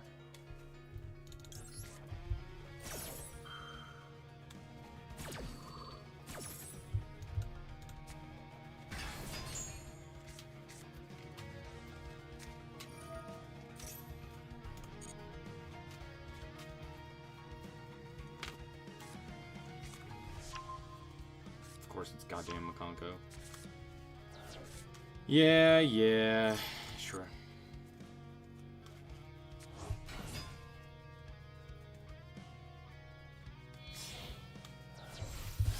Yeah, but you got it. You know what? It's fine.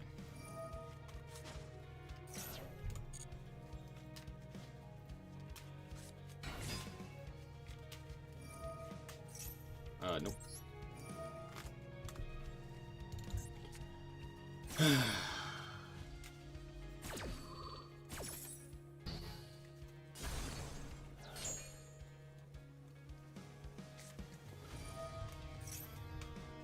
Yep.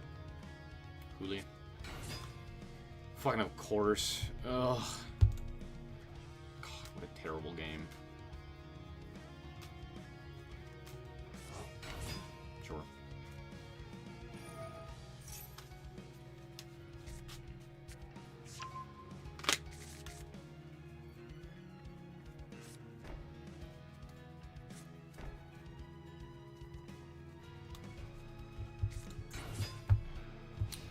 So.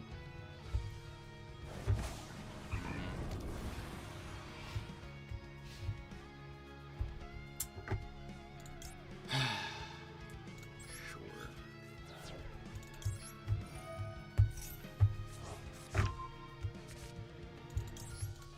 It's end of next turn? Yeah.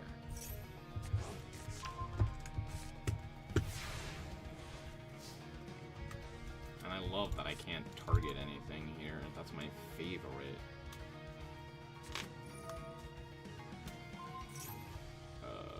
Okay.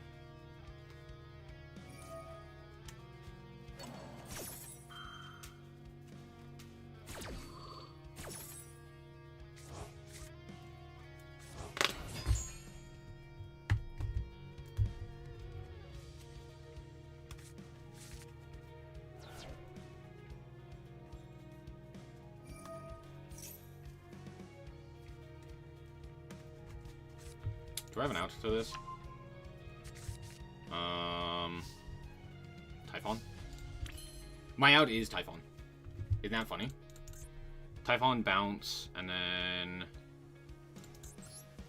I can kind of do stuff. It's not exceptional, but it's something.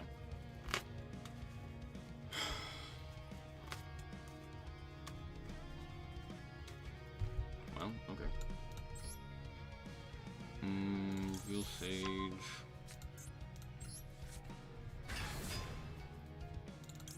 Is it targeted banish? No. I'd also do this.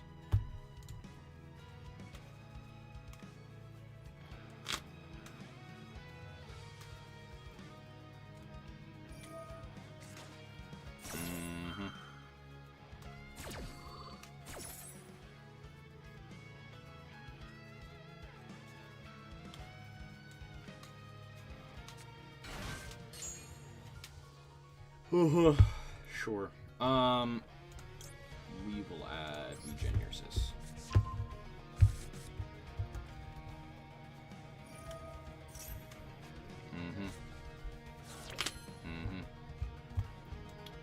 Okay, we'll go Sage here. Go Genesis. Add Lord. Add Lord.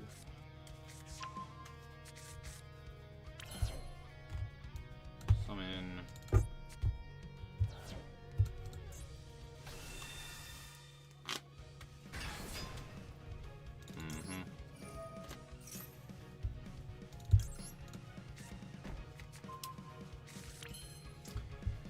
I'm not forced into targeting them, right? That'd be really stupid.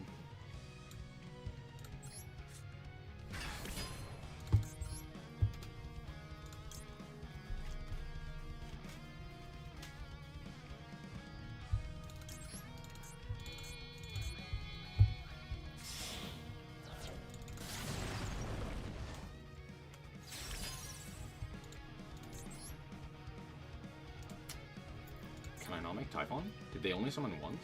Oh, they did, you're right.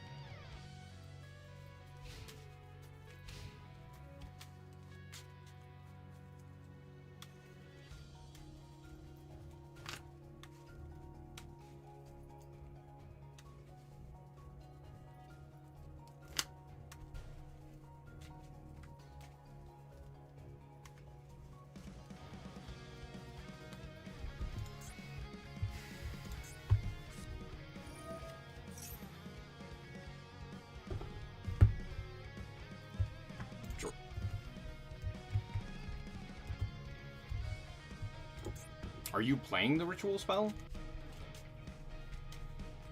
Because if so, uh-oh, SpaghettiOs. No, it's Illusion of Chaos. Okay, interesting.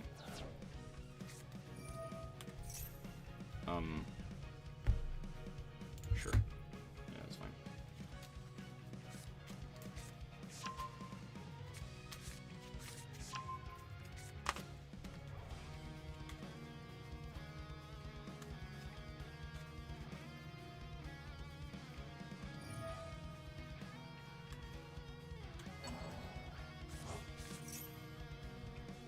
Sure.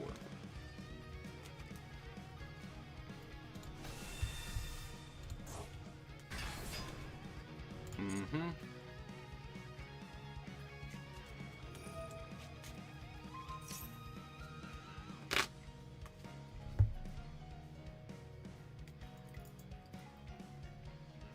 Sure.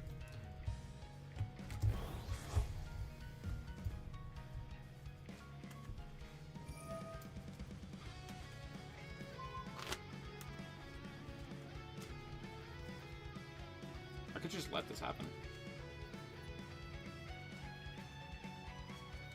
Just send Sage here, right?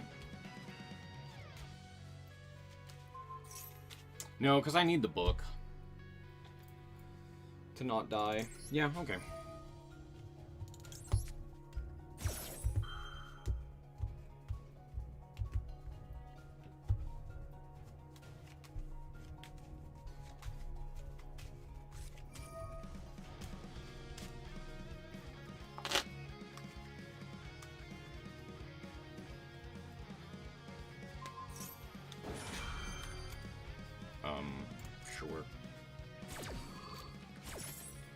Huh.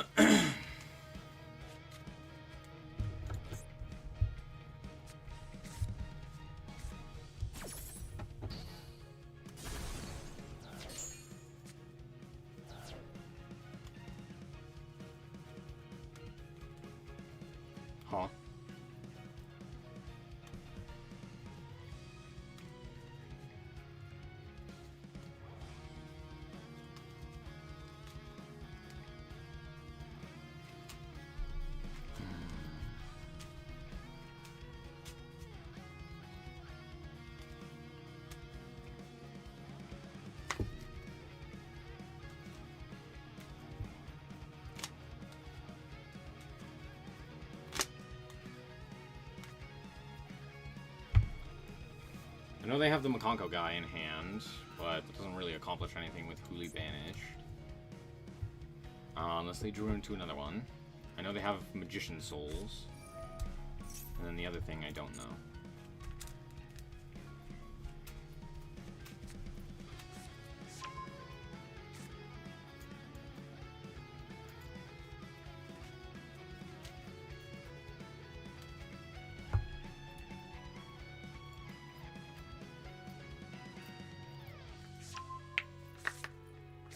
Oh?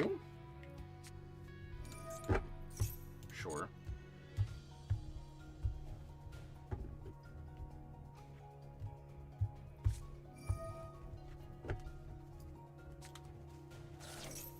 Mm-hmm. Sure.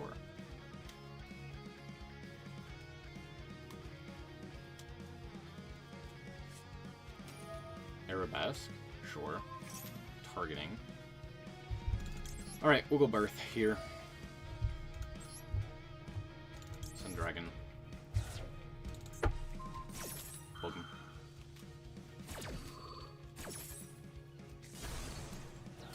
And Fizzles. Yep. Uh-huh.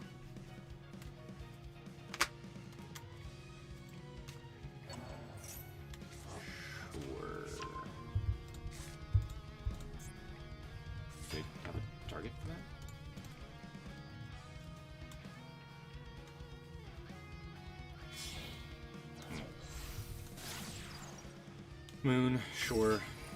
Mm-hmm. Cute.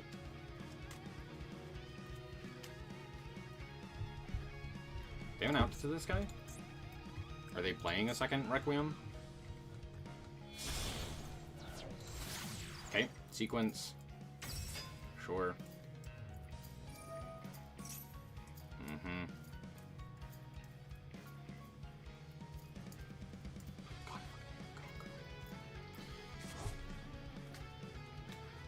Yay, Makonko.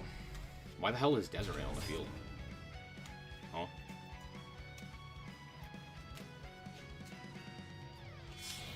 Oh, because we're gonna go Agnum Day. Sure. Why are we playing? Okay, yeah, sure. If they're smart, they send Birth here. I'm sorry, hold on. We didn't elect to send off of Desiree? Are we? What? What? Excuse me? Am I missing something?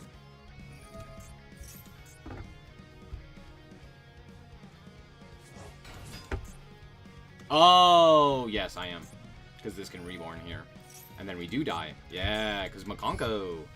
God, I want to shoot myself in the brain. Wow, I just want to end my own existence. Why does that deck still exist, dude? Can we just ban every single one of those cards? Has anyone enjoyed ever playing those cards?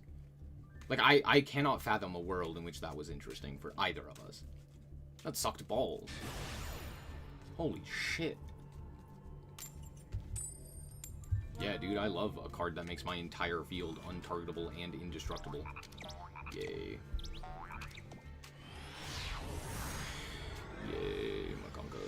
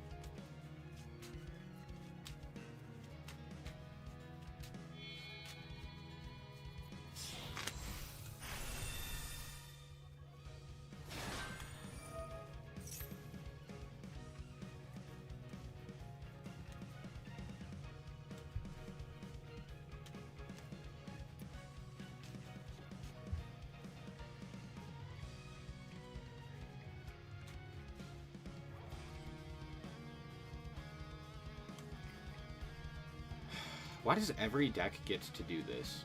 Every deck just has, like, these auto-win combos. It's just the consistency at which they are able to do them. Why? It's so boring.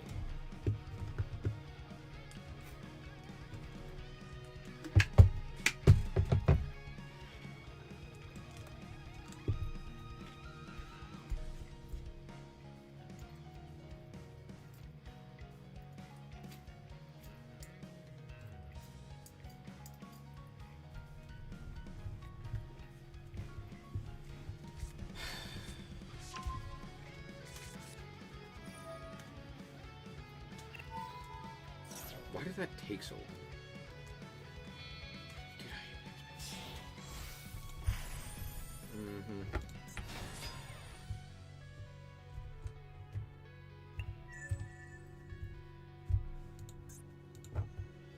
Yep. Yeah. Yeah, sure.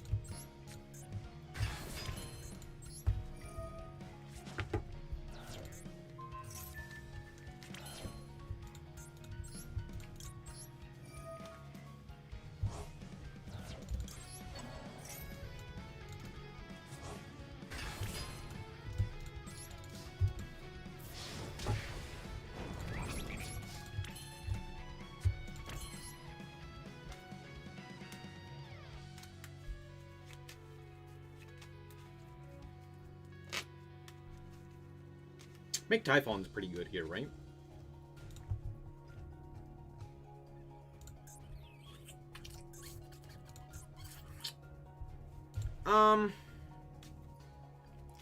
It's not terrible.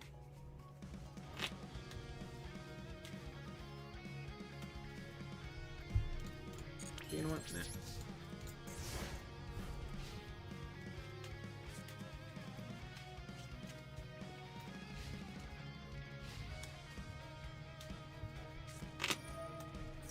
But of course. For sure, for sure. Of course, of course.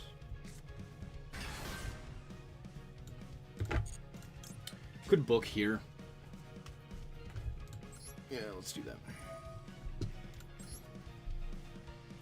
We're gonna send this guy. I'm gonna book this one.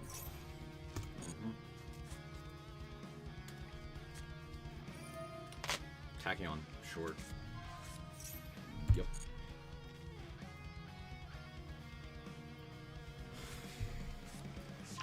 Emperor.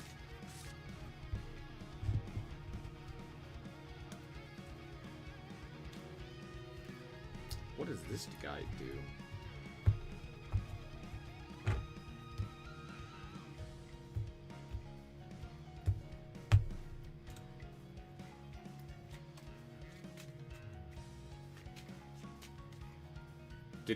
Did we forget that we have to put a card back? The answer to that question is yeah, probably.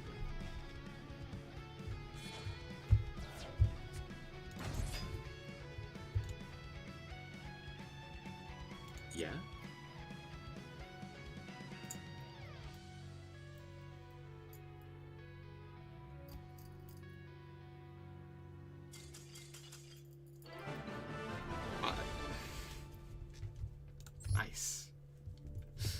Nice. Yeah. Okay. Galaxy Eyes. Hey, at least it wasn't Makonko. He thought it was a discard. Honestly, I think he didn't think that far. Oh, I can't even look at their deck lists! I forgot how bad this event is! No! Why can't I look at their deck lists? That is something that grinds my gears to no end. Why can I not look at my opponent's deck lists in the first stage of the Duelist Cup? Who gives a crap? It's stage 1.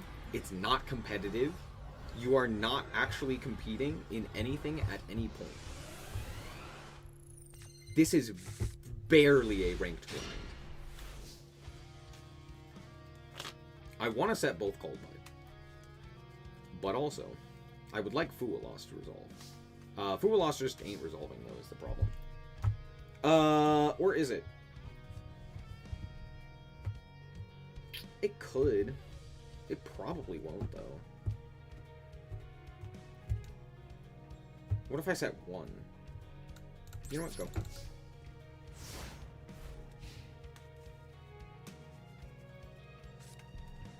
Play the guy using Protoss against gems. Called the Dark. Well, yeah. You're supposed to call Dark with Protoss. Sure.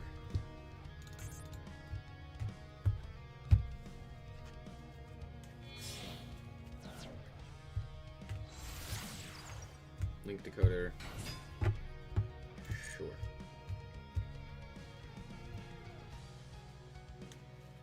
Fucking now what?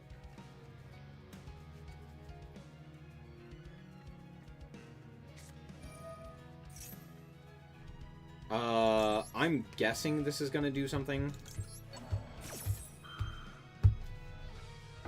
And so I'm gonna hope and pray that this is the case. Ash.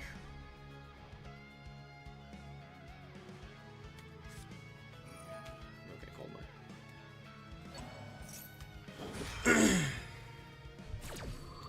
Expected. This might do nothing, which is tragic, but not unexpected.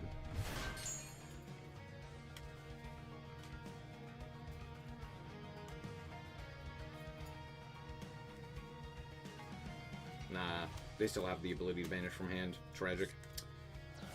Yeah. No, I don't really have anything.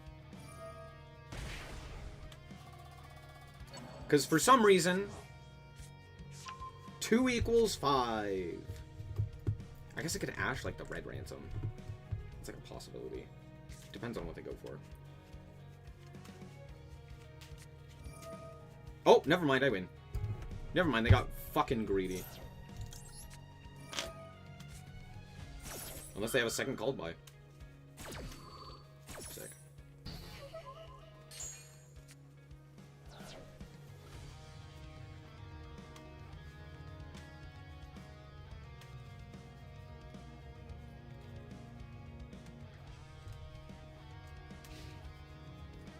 Okay. Imagine all full called by in the opening hands. I would maybe, probably, most likely vomit.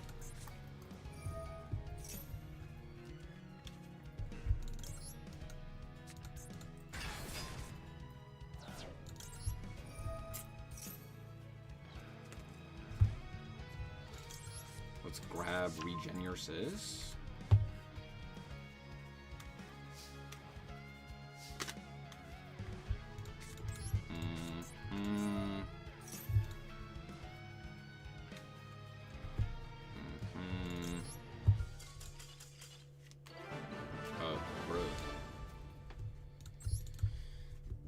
Never mind, their hand sucks balls. Their hand was actually not terrible.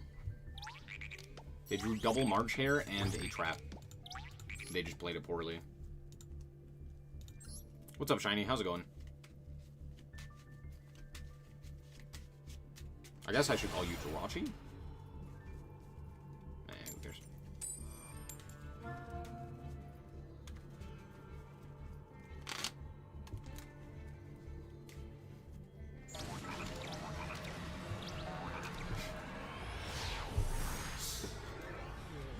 Genesis? I hardly know my sis.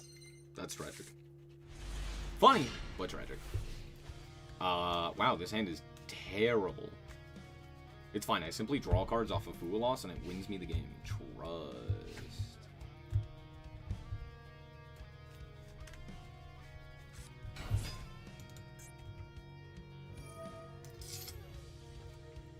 This is probably the Ash, right? What else do I Ash? It's probably this, right? I can't think of a better Ash Blossom. It's probably not this, let's be honest. You don't have Called By. Called By is not real.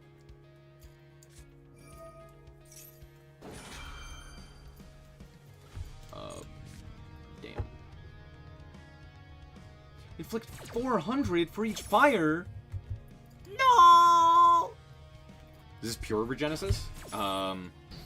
No, we're playing Dogmatica and Bestials in it. It's not really feasible to play pure. Oh, we're gonna drop this.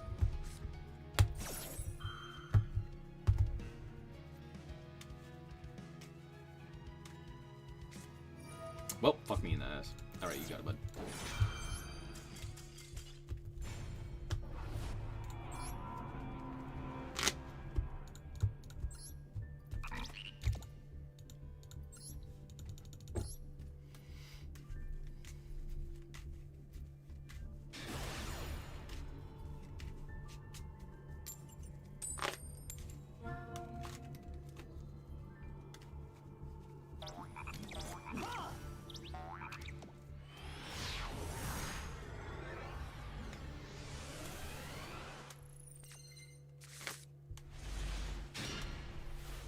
Damn, this hand sucks too.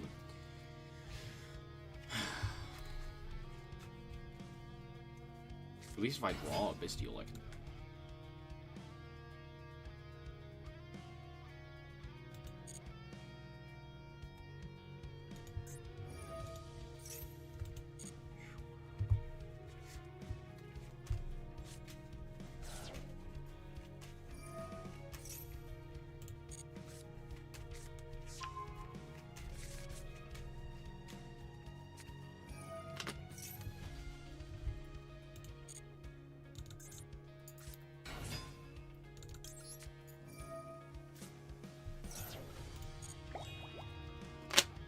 Oh, good. We don't immediately die.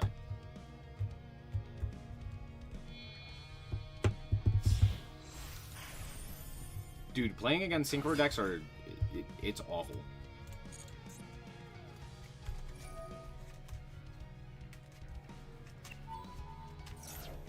Yeah.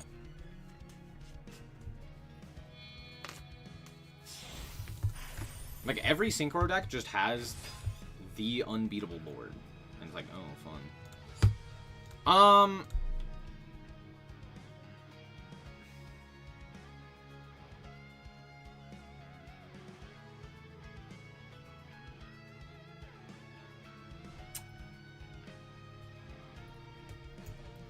Sure.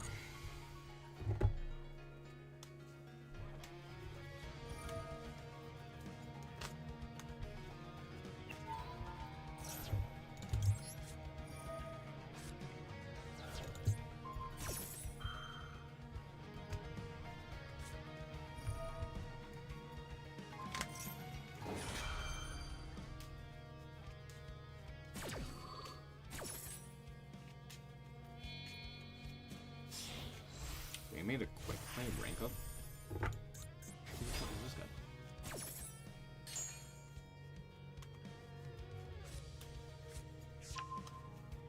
They made multiple of this?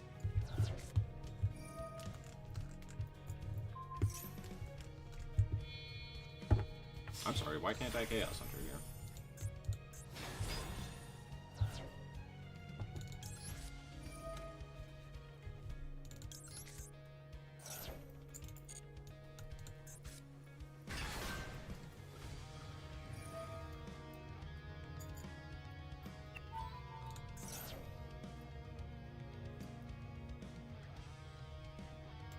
Sure.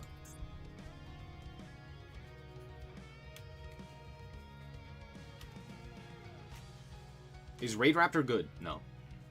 It's pretty terrible.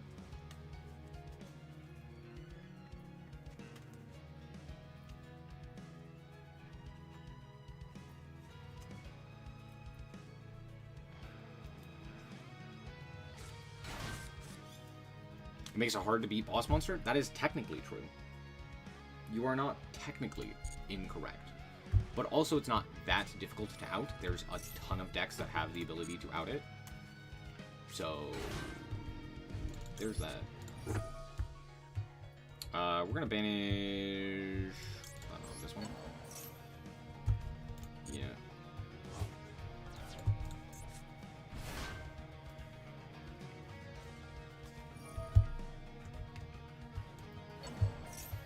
Oh, good. Oh, it also loses to itself and, like, every hand trap under the sun.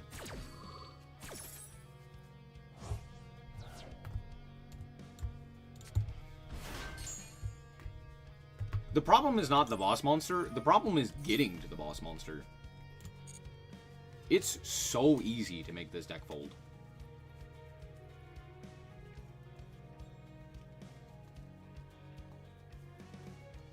There's also, like, so many bricks you have to play just to, like, make the boss monster.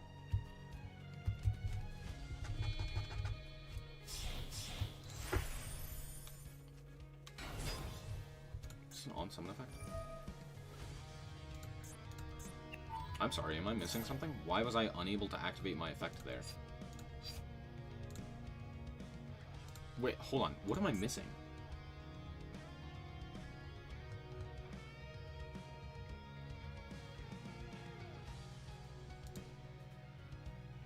Huh? Can I not target him? What am I missing? What's going on?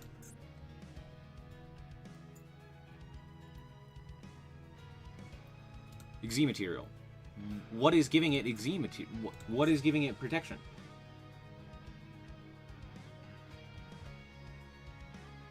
I'd love to know. I'd love to be informed about this. What am I being... What... Is it this one that's giving it protection? Is it... Was it... Is it this guy? Yes. That is the case. It was that one. Okay, we'll ash this. One of the materials gives it protection. I gathered that. My question was, what one? They did not make that a simple aspect.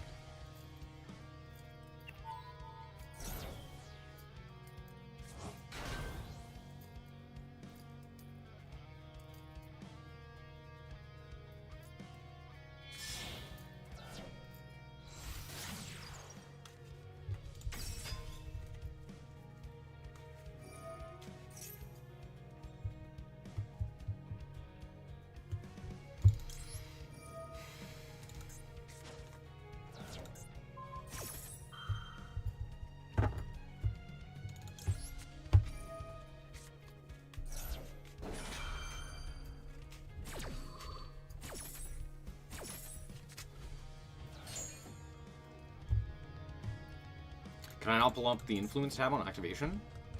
I pulled up this one. Would I have been able to... Would it have told me? Hold on. Does this tell me what it's affected by? No, I guess not. Okay.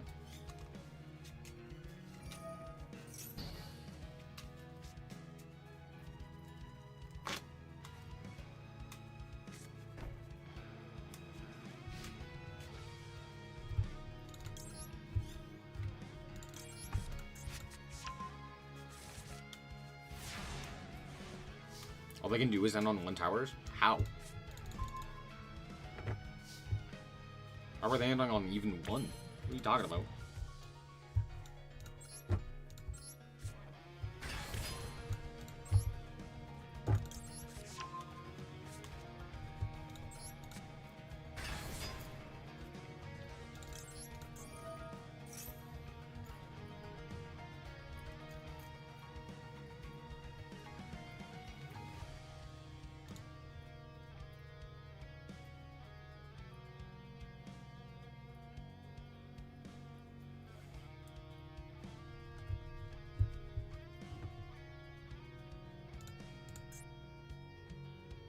Oh, no, it's because they're stupid.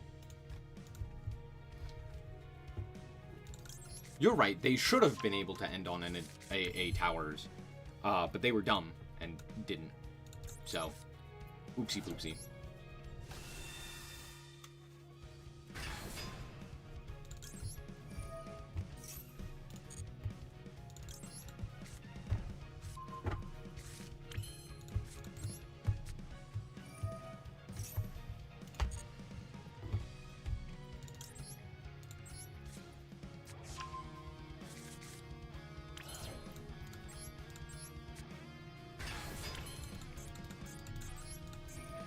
Also, don't... not entirely certain, but I feel like not a lot of Raid Raptor... Do you play multiple Force Strix? I actually don't know. Don't quote me on that.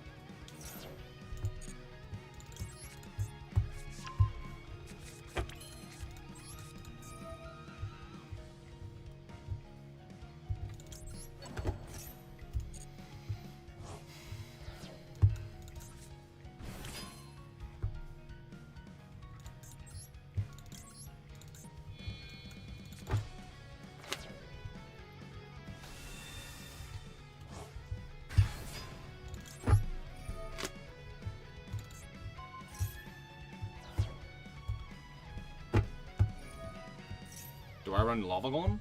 No.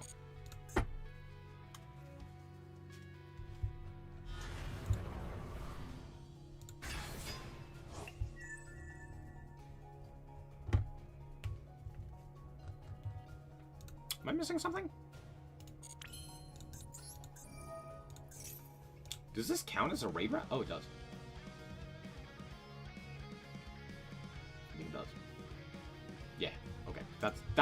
That's on me. I'm stupid. Never mind. Forget I said anything. Coolio. Let's go.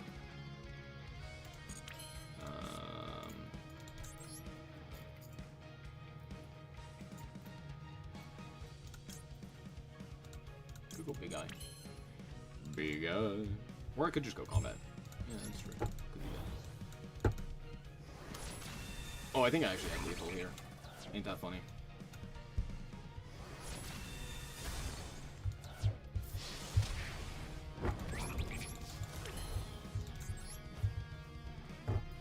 That's okay. It's more fun doing this. Let's just torture my opponent.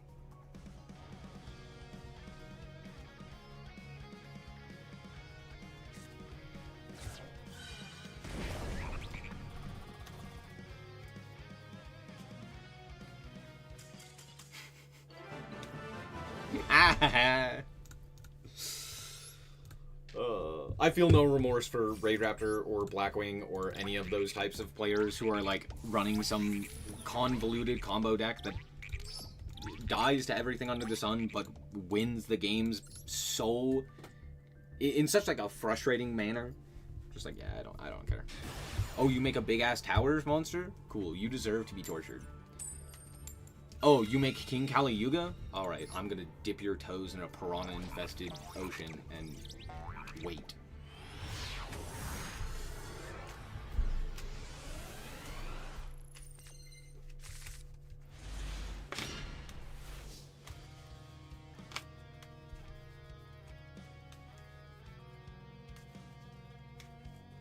Ready? Oh, I was really expecting Maxi. Lunar Light is very annoying in the TCG. I'm well aware. You should invest more than 500 gems and get the second Wise Strix. True! Then he could have ended on a guy that still dies. To my one fucking point of interaction. Droll? I was really expecting Droll, I'm not gonna lie. Let's go regen your sis. Grab Sage. Sage. Sasageo. Sasageo. Well, now I gotta watch Attack on Titan again. Oh, what a good show. What a good show. What a good show. You'll love to see it. Burf. Burf. Set skill drain. Oh, I can make SP. Oh, that's there.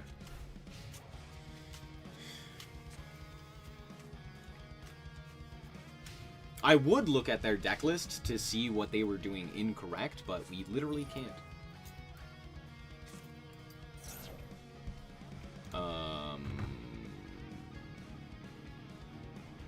Nani the fuck?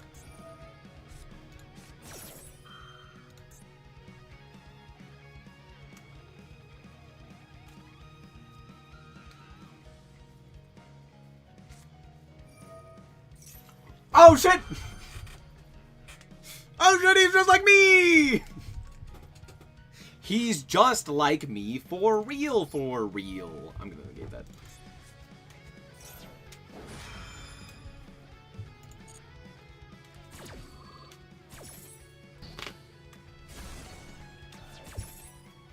Is this 25?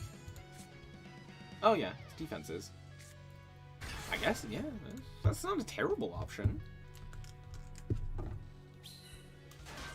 Thank you. Much appreciated. Anyway. Get his ass. And also... Burf. We're gonna send the target.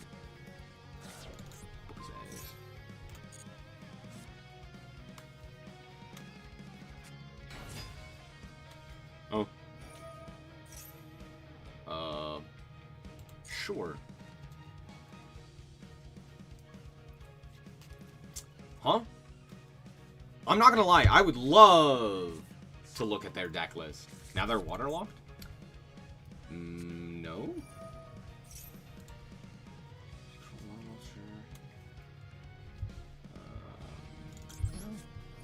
No, that seems like a good Ash.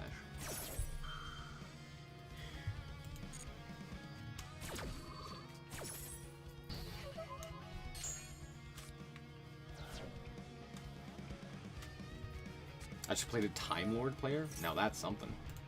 Add an Ice Jade monster. The tuner waterlocks them. Isn't it just from the extra deck, though? Am I crazy? Yeah, it's just extra deck. That, like, doesn't matter for Regenesis.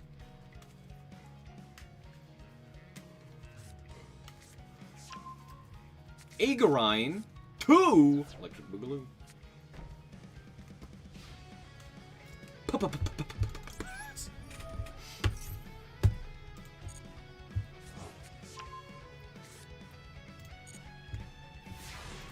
To be fair, the waterlock does matter in other decks. It's just that it doesn't matter in this one because you don't care about the extra deck locks nearly as much as you would in like other decks.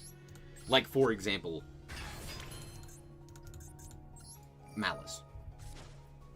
Or, I don't know, Memento or something like that. Oh, good. I'm glad I banished that one. I was just never gonna deal with that one. No, not allowed.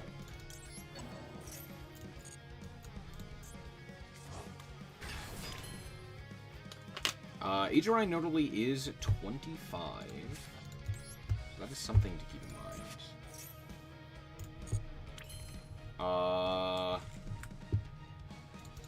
So I could go Big Eye and Yoink.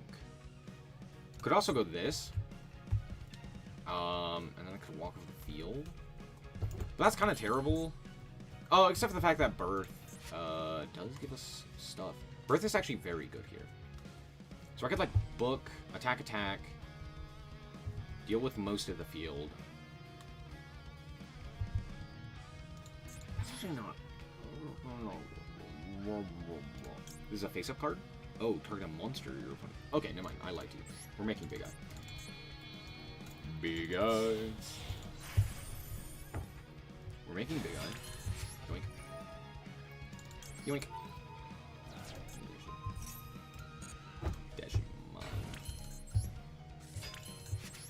Uh-huh. And then we do this.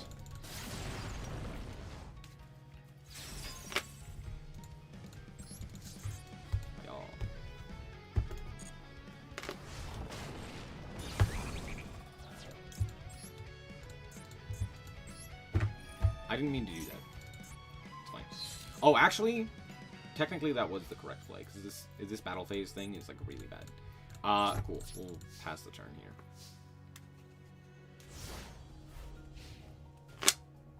I should have gained. That was arguably more important. It's fine. Stop right there. Mm-hmm. 1, 2, third.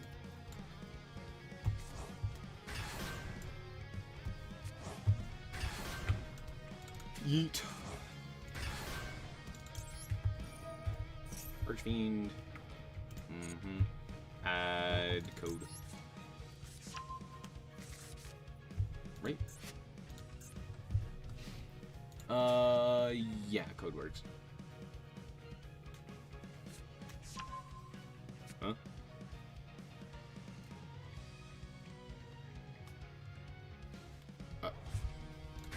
Oh.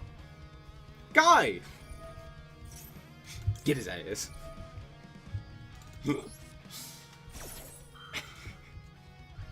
Cool. 10 out of 10. Didn't even have to use skill drain. Oh, that's funny.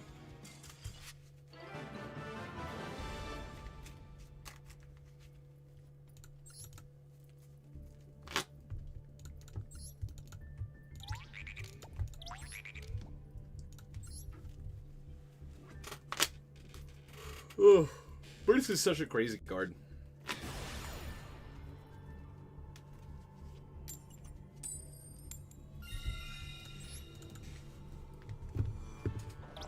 Anytime there's a card named Birth, it just seems crazy, you know? Shira Birth or Genesis Birth, just wild cards.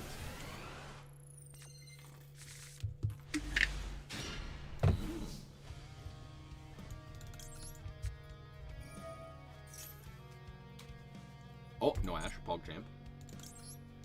No Ash, Pog Champion, no Ash.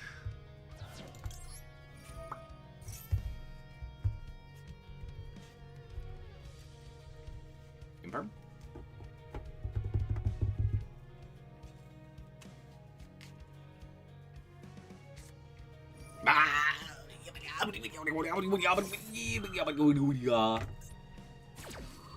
Yeah. Hate to see it. I don't really have anything I could go into. I could just pass here. I mean, it's not like a great option, but it's an option. I mean, we have Ash skill drain. We should be fine.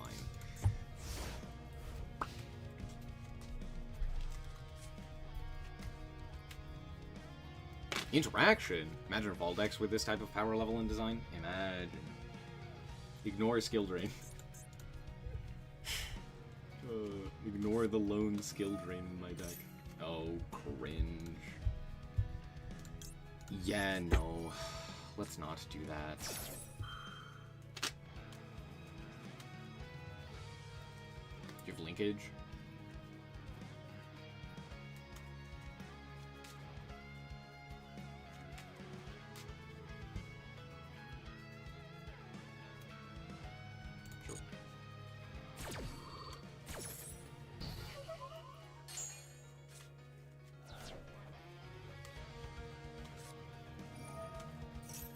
Absolutely, my guy.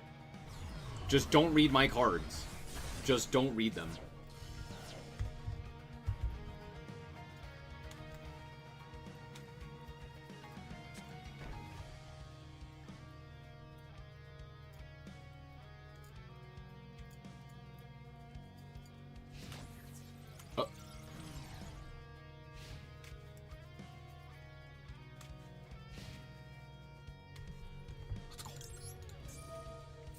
Let's go!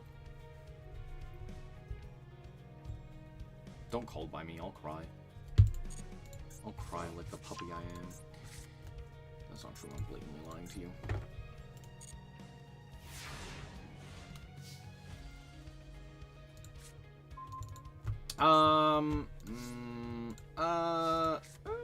Could be better. Could be worse, but it could be better.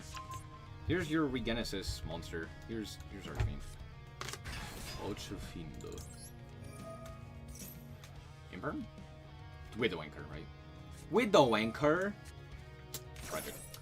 Not the worst, not the best. We could just go combat here. There's like literally nothing else that I could do. I could tribute summon. Not that that accomplishes anything. We'll just pass. Evenly. Yeah, because we're a fucking dumbass. Yeah, sure. Yeah, that's fine. Finish.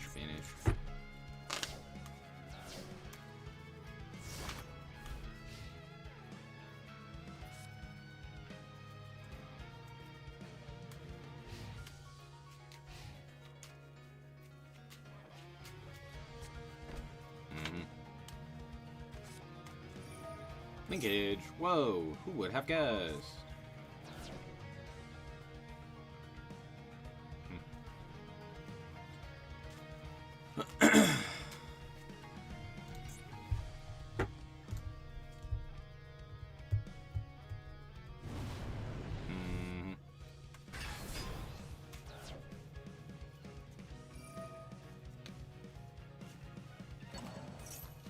Yep.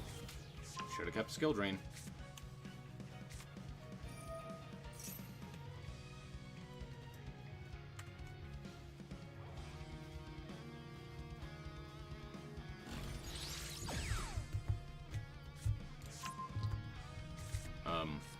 Sure.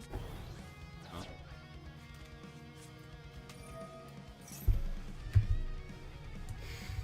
Never mind, it didn't matter. Of course, this guy's record player draws the fucking engage. Sure. Yeah.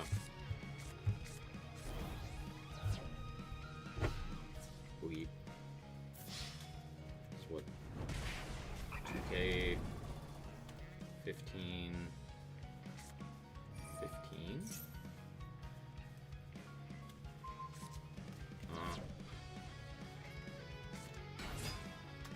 Let's say half a third?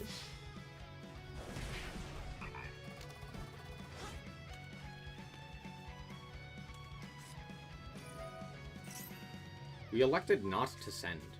Why? Yep, there's Shitsuke.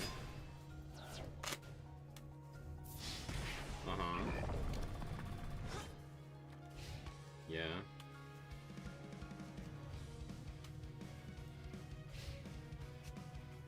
Oh.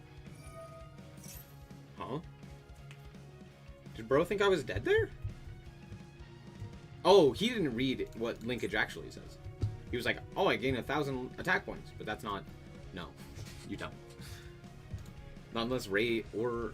And Rose are in there. Great. Cool, well, you are dead. You just don't know it, but that's fine. That's a great draw.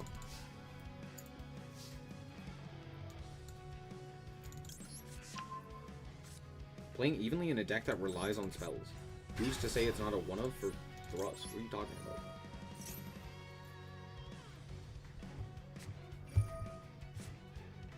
This has to be a joke, right? They've drawn literally all three Ash. Am I... Oh, no. The other one was Imperm. My bad. It was Imperm.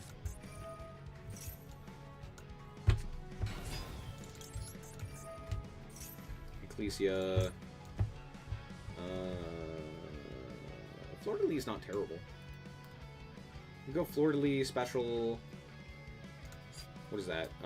15 to 25. Yeah, this would be dead.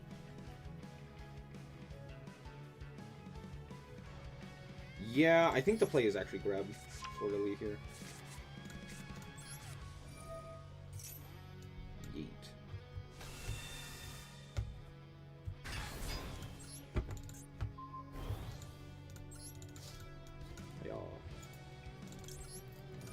Imagine if they had like raid or I don't know, something fucking useful. Sky Striker players, am I right?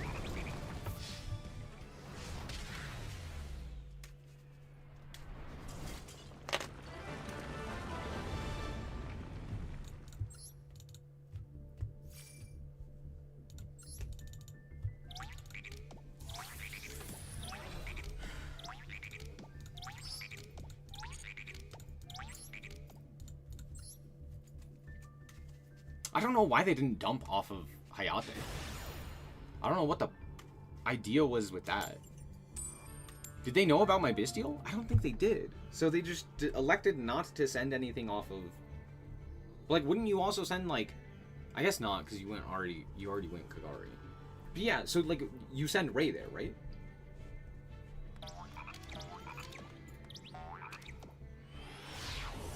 Maybe they just misclicked. That's honestly probably what happened. Is that they just misclicked. They didn't realize that it had like an effect there, and they're like, hey, it's fine. Pretty good hand.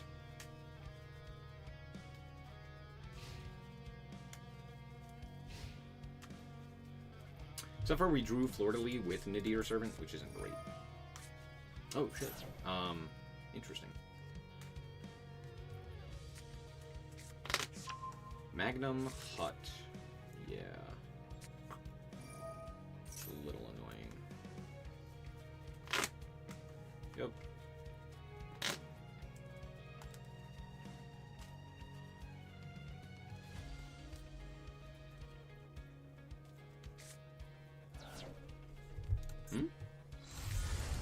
Sure.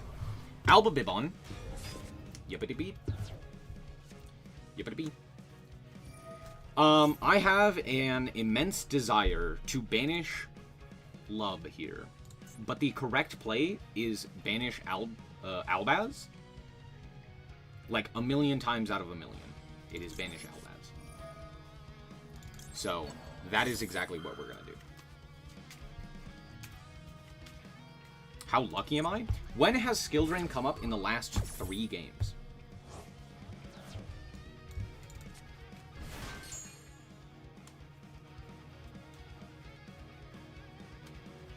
It'll come up probably, maybe this game, but it didn't matter in the second game, and it didn't matter in the first game. They were basically dead cards. Happens. You draw one of. They're in your deck for a purpose.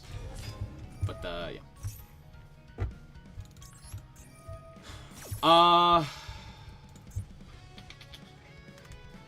Is there a point to negating this one? They send... what's his bucket? Forces Magnum to banish something. Oh, no, because they would be able to banish the Effect Veiler. Yeah, that's fine.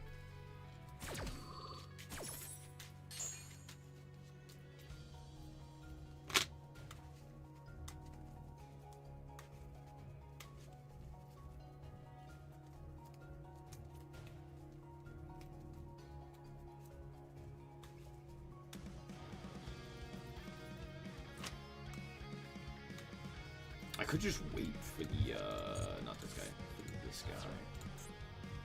Titanoclad. Or, I guess it makes sense to me. I don't care too much about Bestials myself. So that's fine. I could go Dragon as well. That's like an option. Regained is crazy, though. I hate facing Branded. Everyone does, except for Branded players. Actually, even Branded players probably hate playing against Branded. Cross out.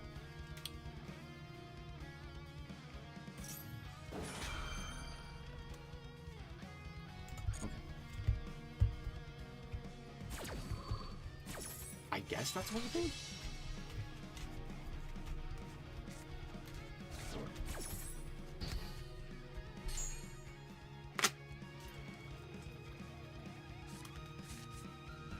You're not playing this card? There's no way we're playing this card. Yeah.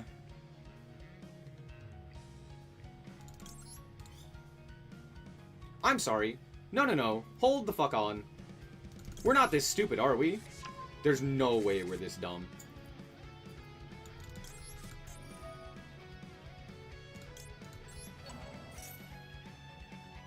Huh? We didn't immediately activate these guys' effects? As turn player, we get to resolve those first, right? Magnum Hut. Fantastic. Floodgate goes hard. Yeah, okay. That's technically true.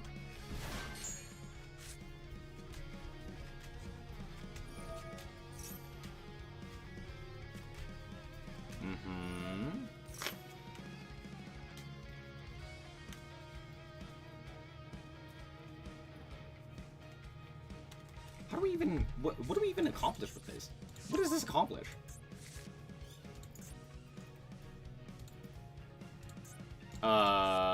Wait a second.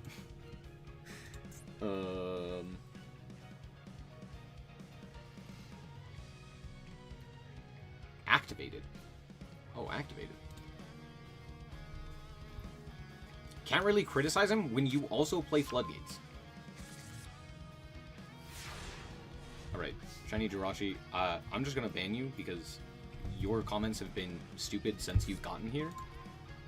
So, I don't have the energy to deal with dipshits like you. So, fucking go away. God, you're annoying, dude. You're playing hand traps in Floodgates? Ew! Oh my god! What a degenerate! Oh no! Fuck off, dude. So annoying. Please, just piss the fuck off.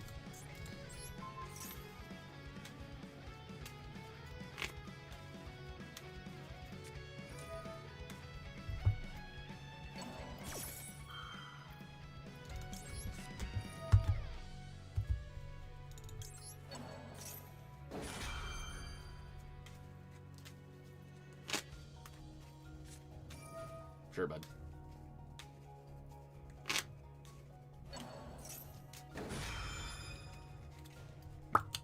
Yep. Average chatter moment. Great.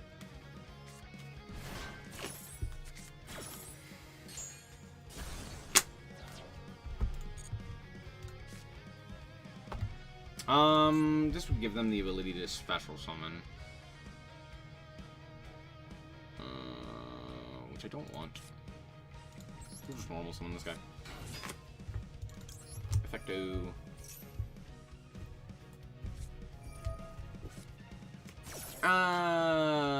Boo. Sure. Yeah, that's fine. So, they have nothing at this point. Cool. We'll go to combat here. Over this guy. And then go main 2, set 1.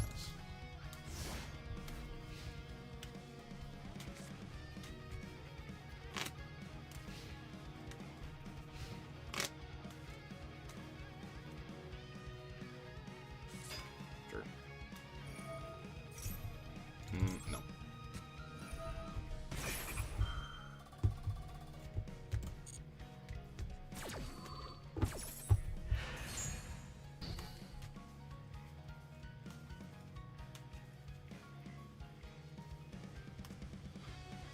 Yep.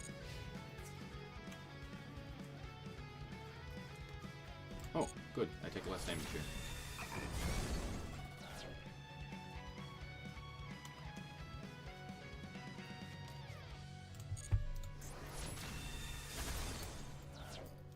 This is the first time you've seen me ban someone? You weren't paying attention then. Worm. Get his ass.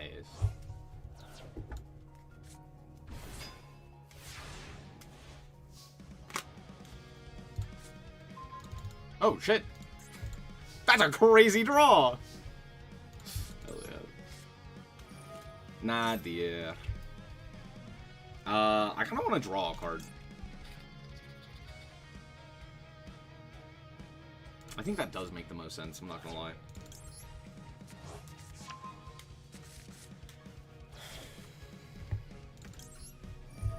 Well, there's a difference between banning and timing someone out. Incredible draw. Inquebable. Am I playing the ritual? What ritual? I guess that answers your question. No. Fucking no. Let's go... What do I want to go for here? Archfiend?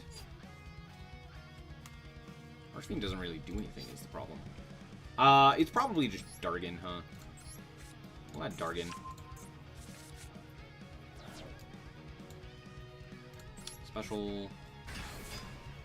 I should be locked, right? Yeah. Could normal Ecclesia, but it doesn't really accomplish anything.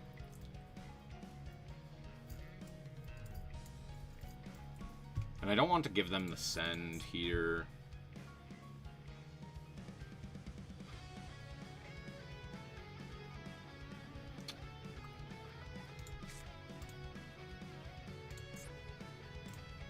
I could literally just pass. I think I will. I think I'll just pass.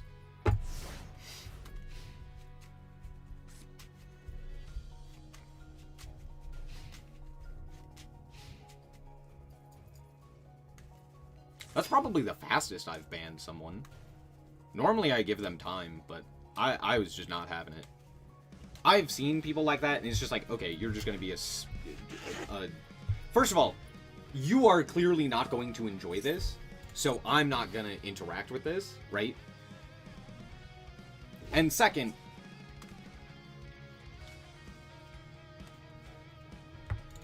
I also don't enjoy it. Because you're not really providing anything for either of us. You're just being annoying. So it's like, okay. Because they were like, you're playing hand traps? Oh my gosh, who hurt you? It's like, oh, alright, bud. Alright, bud.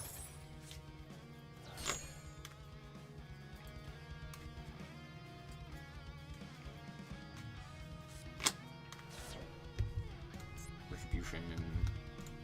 Brand Infusion. Does Brand Infusion even do anything here? Genuine question. Genuine question. Uh-huh. Uh-huh. Now Fleur-de-Lis is online. That's actually not terrible.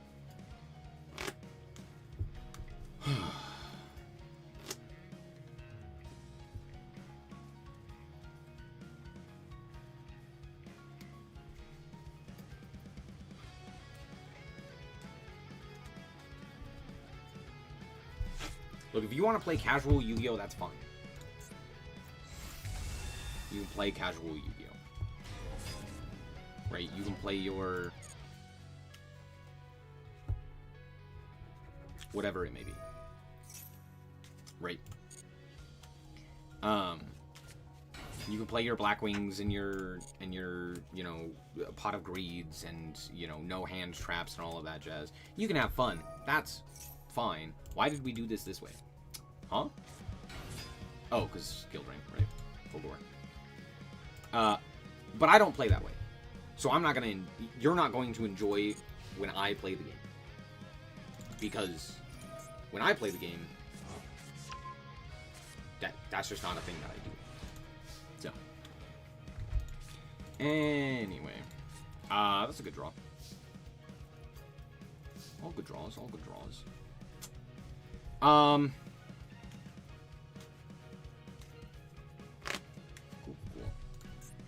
What do we go for here? I should be able to go into that guy. But that also kind of doesn't do anything. True. Hadn't thought about that. Except I absolutely did, and I'm lying to you. Oh, except it does do stuff.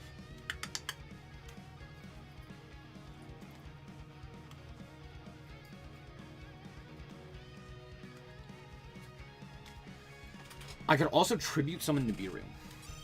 That is true. That is also a thing that I could do. Oh wait, this guy has 2500 defense. Never mind.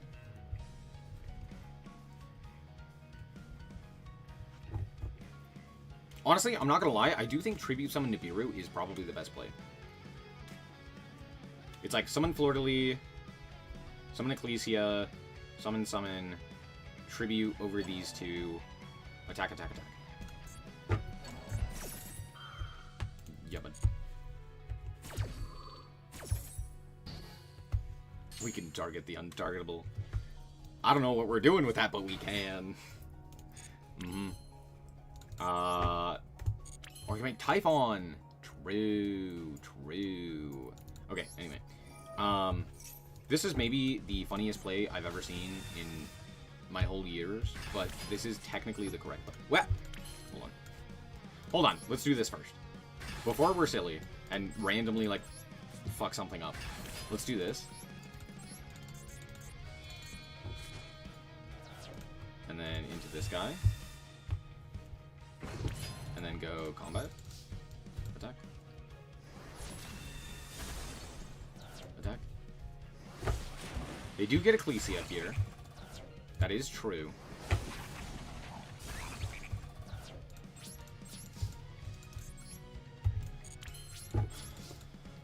But we also have Dragon.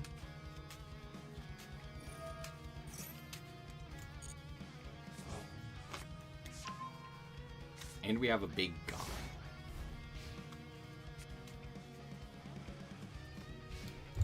We wouldn't have been able to summon Typhon, would we? Yeah, they only summoned the one time. Just this guy. Uh-huh.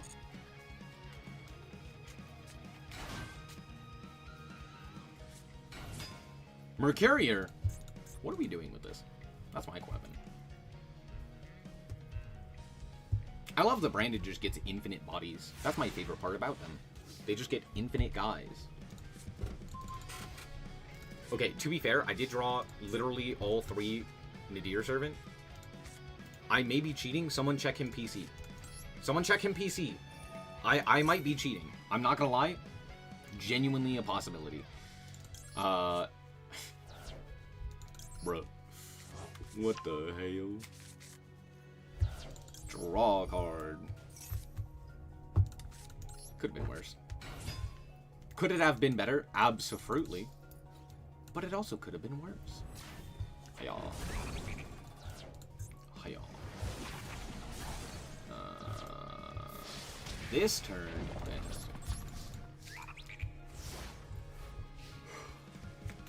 If they top deck Branded Fusion, I might be cheating.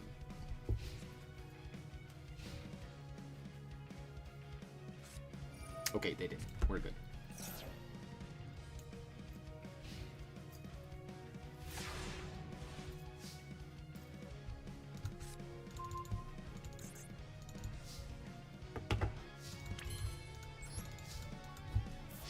Skill drain, whoop.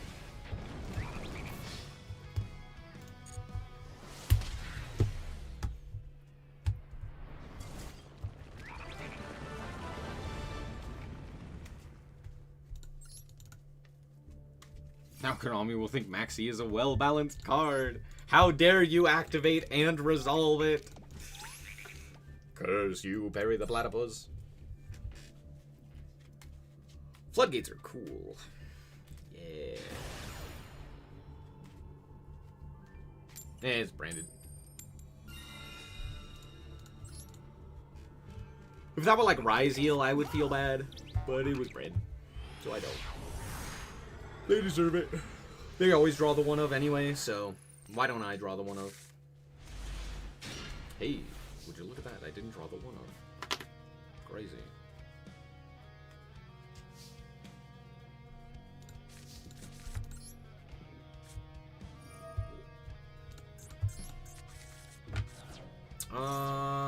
Typhon. Oh, all of and my rank 7s. Okay. It's a little annoying.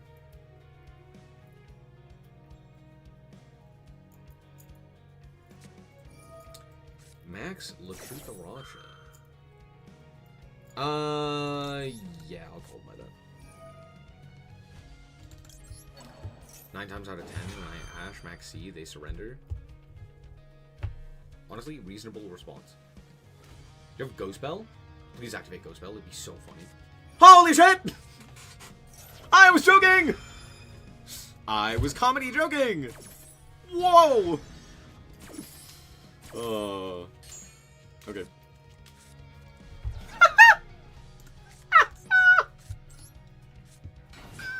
I'm screaming! Screaming?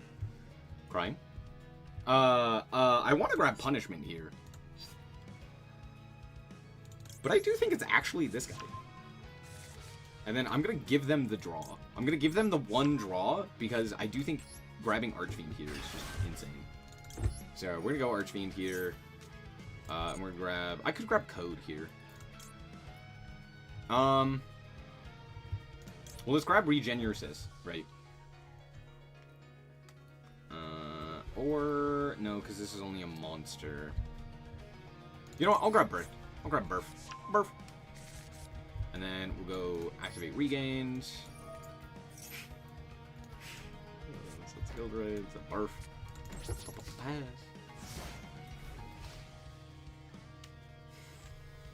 Unfortunately, modern Yu-Gi-Oh! Does not do grind games. True.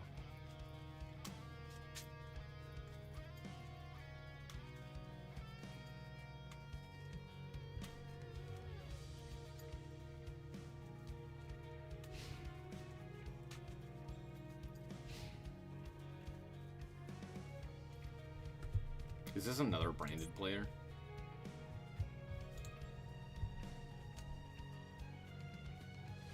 They're playing 60, so there is a chance that it's just another branded player.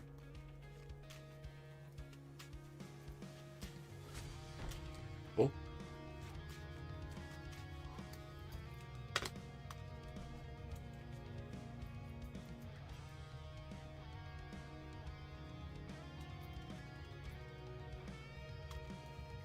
Mayhaps? Never mind. Never mind, they're just bad. Nuh-uh.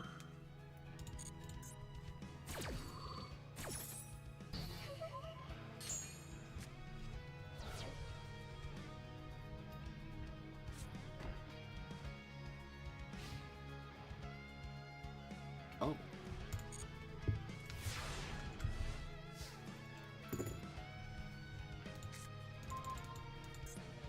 Huh. Yeah, for sure, yeah. Oh, that's the end of this. Ah, they scooped. Understandable. Have a nice day. Yes. Yes.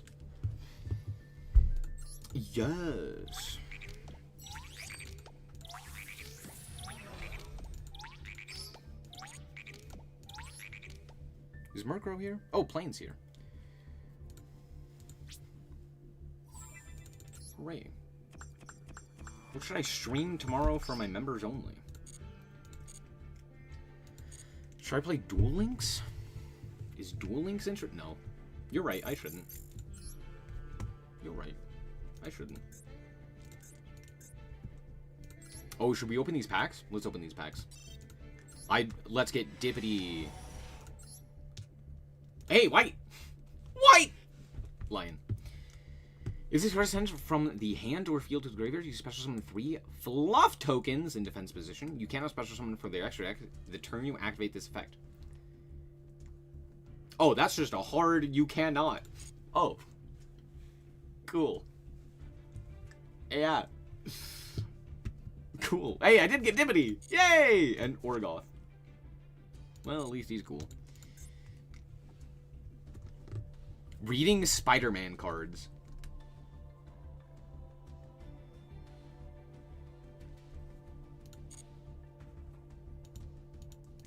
Yeah. then I'd have to, like, read the cards.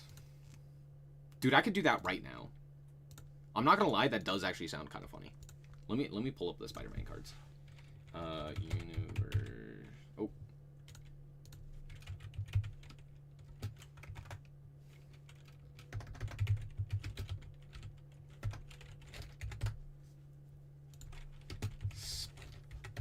Spider-Man would be cool in GOAT format. That is true. It would also be obscenely busted.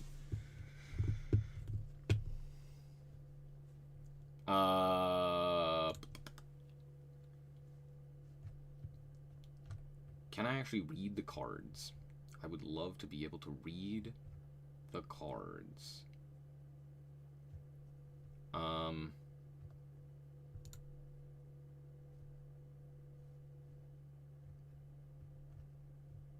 Okay, that didn't help. Curse you, Magic the Gathering.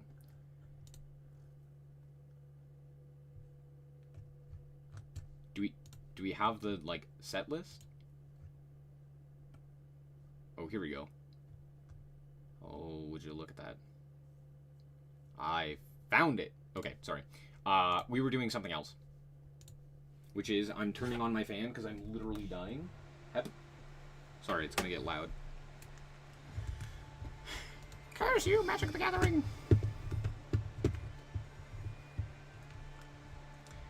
Regular Escape Room is only a mid-tier card after min-maxers got their hands on GOAT and solved the format. That's only partially true, but here's the thing with white, is that it is a light. So you can set it, and since it's also not a flip effect, it doesn't die to cross out. So you can set it, generate 3 tokens, put a light into your grave, and then also, you know, what have you. So I do think it would see a bit more play. Maybe not a ton more, but it would see a bit more play, because it still is just, like, a good card. Unless I'm wrong. Is it a dark? It's a dark or a light. Prof complaining about the Final Fantasy set is literally old man yelling at Cloud, which is funny. What level are the tokens? To the shop. They are token leveled. They are 1. Wind. And it's got, oh, never mind, I lied, it's Earth. Never mind, forget everything I just said. It's Earth. I thought it was light. I wonder why. Never mind, forget everything I just said. It's terrible. Just a bad card. Oh, cool. Another one. Ning-a-ling. Ning, Yursu. Okay, I wanted to open this packs. So it is indeed Bad Dandelion. True. Skipper. Hey, we got another dispersion. Hip hip hooray. And, well, tragic. You hate to see it. Coolio. Now we can play the 3rd dispersion. Yay. Yay. Hooray. We can also dismantle one of these. Yeah. It's playing Earthbox strategies. Yeah. Just crafting another Meowls? I need all the draw power with this deck? True. I didn't say that, Anis. You said that. You put those words in my mouth. I said nothing. I said nothing! But true. Anyway, does anyone want to read Magic the Gathering cards? If not, that's fine. See you later. But we're gonna read. If you don't know, let me explain real quick. Magic the Gathering has been doing something where they have been crossing over with other universes, meaning other franchises have Magic the Gathering cards. Most notable, I think, would be Lord of the Rings, because not only did it influence Magic the Gathering in a massive way, Orcish Bowmaster, the One Ring, etc. are some of the most powerful cards in all of Magic. But Lord of the Rings is also extremely popular. Is that Harry Potter? No, it is Peter Parker. Honestly, understandable. I would also have thought that was Harry Potter if I just saw the artwork. I don't care unless a Miku is the most powerful card. Do you know what's funny? Do you know what's funny?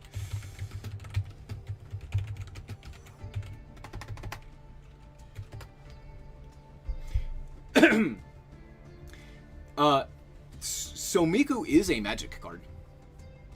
In fact, there's a few of her.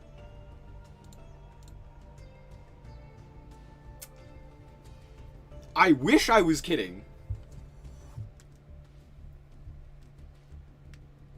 But they do exist. They're not very good. It's like, of course they're... Actually, hold on.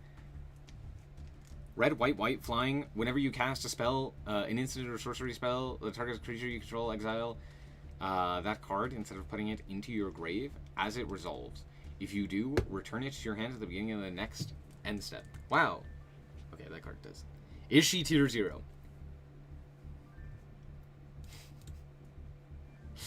What the fuck? When did this happen? Look, Magic the Gathering is...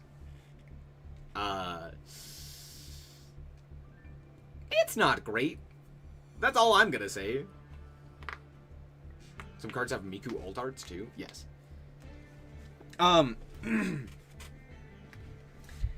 Anyway, Magic the Gathering is in a weird spot right now. And that is that pretty much 90% of the new cards are directed towards Commander. Because anything that is directed towards Standard or Modern doesn't sell nearly as well. However, the bulk of the player base that actually sticks around and isn't just here for a good time, not a long time, are the people who are playing Standard and Modern and what have you. But what Hasbro has decided is that they are making so much bank off of people getting Magic cards from their favorite franchises, like Spider-Man, like Doctor Who, like Warhammer. I wish I was kidding, all of those are in the game.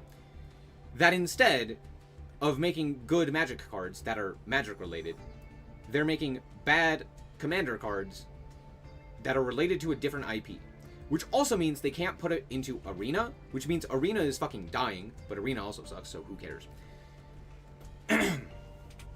Anyway, the point is that currently Magic the Gathering has just released, or is in pre-releases, for Spider-Man. Spider-Man! Get me pictures of Spider-Man! And so there are a absolute metric shit ton of Spider-Man and other such spider-related cards.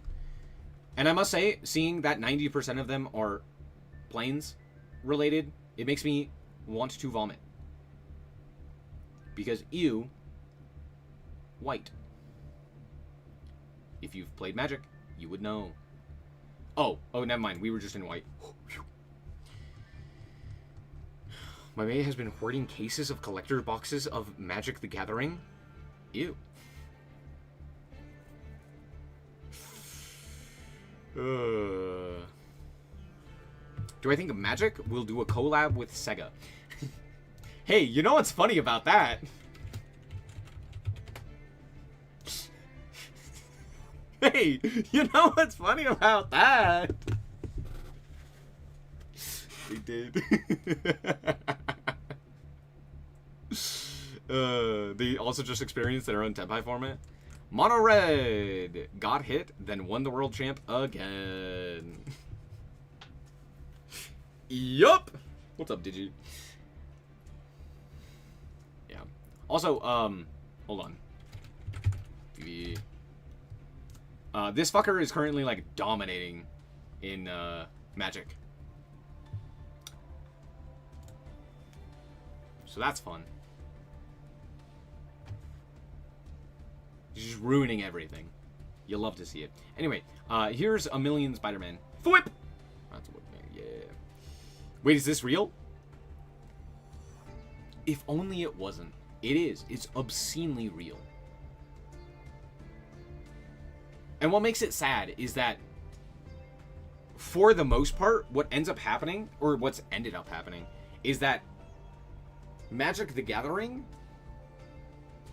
has devolved into pretty much just set after set of this. There are so few sets of actual Magic cards, and like every set is a bunch of this shit that's terrible and designed specifically for Commander, which means it's terrible in every other format, which are always all the formats that like actually matter. Yeah.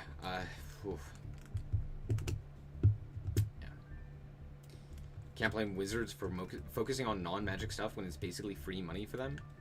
Personally, I think it's strange to be into Magic, but buy cards completely unrelated to it. I do agree that, like, obviously for Wizards of the Coast, or more specifically Hasbro, that they're like, yes, do the thing that prints money.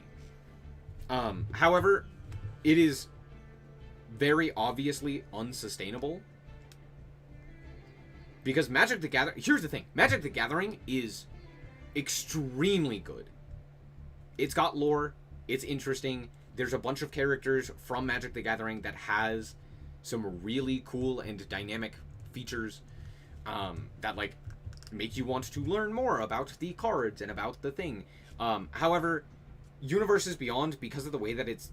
the way that it is, you can't actually get it in any of like the online simulators, which means that a lot of people won't ever have access to these cards. On top of that, because of the way that like licensing works, they can't make any merchandise or anything like that for it. So it's just like eventually it will just go downhill. And to be fair, most of the Universe Beyond cards are ass. Final Fantasy had like a few good cards, but they weren't great. But, like, for the most part, the Universe Beyond collabs have terrible cards. They're just, like, not good cards. Right? Like, that's not me being rude. That's just...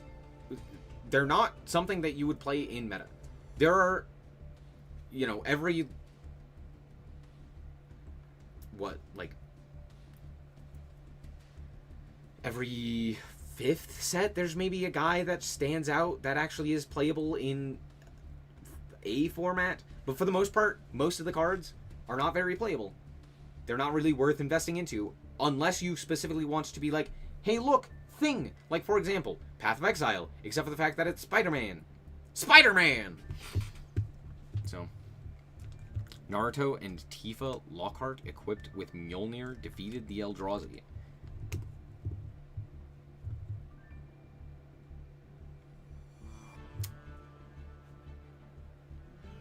Anyway. Yeah, it is, yeah, it's pretty much all that I have to say.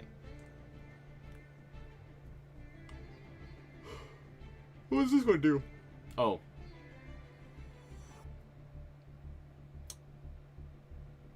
Tap 1 or 2 target creatures. Ah, yes, for 3 mana.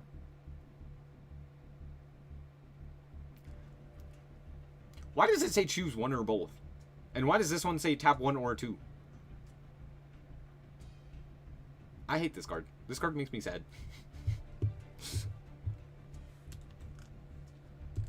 The alt art is like buying paintings, but with gotcha. True. Yeah. Yeah, these are... Anyway. Being a Magic the Gathering fan has been tough the last couple of years. Since the what was it? The, like, Collector's Edition? When was that? Was that in 2020? 2021 or something like that? Whenever the Collector's Edition dropped? That shit was awful. Holy crap. Do I think they will cycle through all of the Marvel heroes? I hate to break it to you. They kind of already have.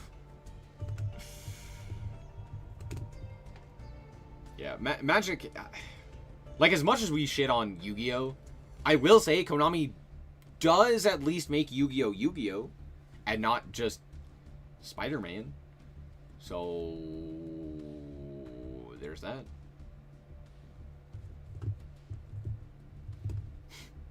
Would you like $1 or $2? I mean, I get, to be fair, I get technically why it says, like, you could tap up to, like, 1 or 2. But it's also one of those things where it's like, why does it not just say up to 2? You can tap up to 2 creatures. Up to 2 target creatures. I don't know. It doesn't matter, but it's just funny. Because it's also one of those things where it's like, choose 1 or 2. Or, you know, choose 1 or both. Tap 1 or 2. It's very funny. Anyway. Oh, cool. My favorite thing about cards, not being able to read the fucking text on them. Please tell me this card is not tournament legal. If I sat down next to someone and they went, I'm gonna play Norman Osborn, and I had to pick up their card and go, where's the text? I would probably break some knees. They're like, oh, it does this. I'd be like, what do you mean? What do you mean by that? What are you talking about? Simply know the text? True. True. Next set is Avatar. I'm kind of interested. No. I love Avatar: The Last Airbender. That series is so good. I love it with all of my heart. And I will say this unequivocally. Do not buy the Magic cards. It will never be worth it. It will be so much more expensive than it needs to be. You will not get the cards that you want. And without a doubt, it will not be as rewarding as you think it will be to play the cards. They might have some interesting mechanics, but it's just not going to be worth it. Even if you play them in Commander, it's still not going to be great. Because then you have to play Commander, which sucks ass. Whoosh.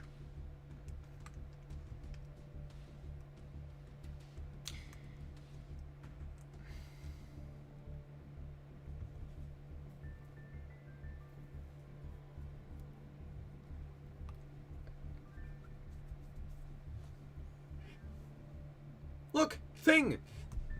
That's what this is. This is look thing. Web slinging. Oh my gosh, there's a whole thing for web slinging. You may cast this spell for water if you also return a tapped creature you control to its owner's hand. Oh, and it's a fucking counter spell. It's all just counter spells. Oh wait, these are the same cards. Never mind, I'm just stupid.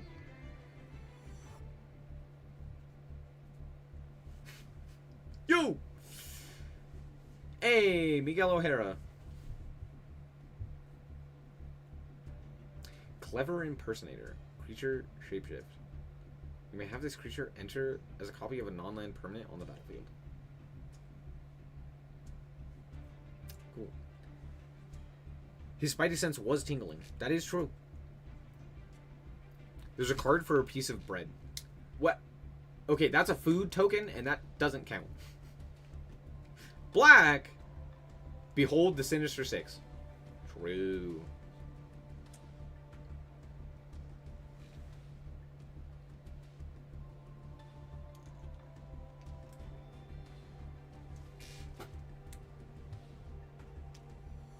Bees! That's all. Thank you for coming to my TED Talk. The Soul Stone? Why the fuck is the Soul Stone in here?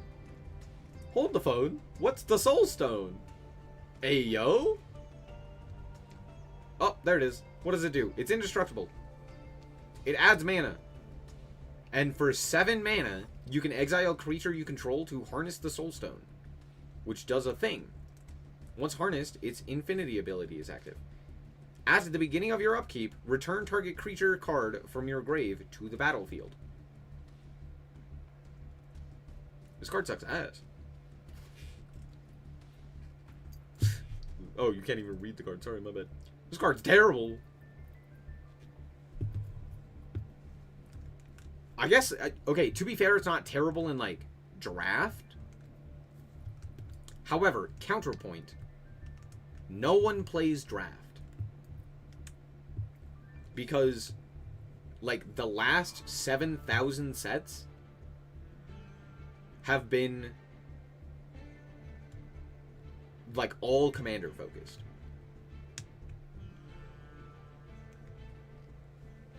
Either this or Bat. Bat! Sorry, Bat's infinitely better.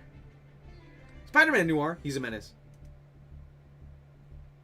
I do agree with that. That is correct. Behold, the Sinister Six.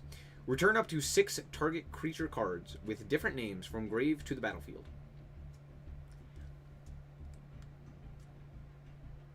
Okay, now that... Now, okay, hold on. Now that... Anyway. Imagine activating that in Commander and then immediately losing anyway. I hate this artwork. That's all. I just really don't like this artwork. A Batman crossover would probably do Gangbuster.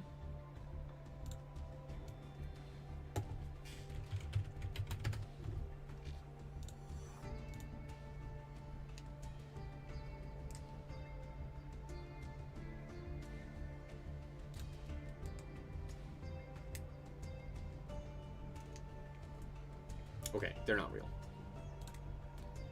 I was like, I feel like I would have heard about that, but I'm not entirely certain. Hey, it is J. Jonah Jameson. Why is he red? I guess that makes sense. When he enters, suspect up to 1 target creature. Yo! What Skinwalker stepped in for Gwen? True. See, now that's Gwen Stacy. I don't know who this is. This is some demonic entity. That Gwen Stacy. Oh, by the way, Electro. He does a thing. You don't lose any unspent mana at steps and phases end. Uh-oh, Spaghetti-O. You know what that means. He drops a nuke on your head. Whenever you cast an instant or sorcery spell, add a mana.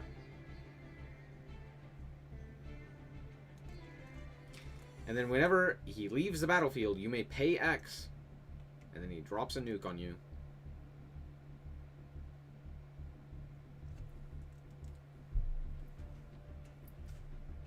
Yay.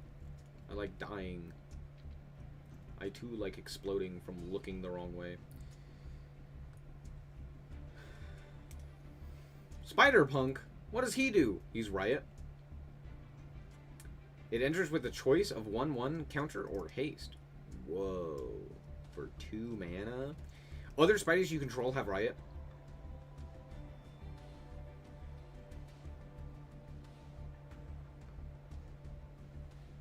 Wait, how the fuck does that work? What do you mean? What do you mean other spiders you control have a Riot? Does that mean I have to play them in order for them to do it? Or is that, like, if they're on the field, they get a choice of the 1/1 or haste? Anyway. Spells and abilities can't be countered. Damage can't be prevented. The fuck you mean? What do you mean spells and abilities can't be countered? For 2 mana? Alright. Who the heck is who?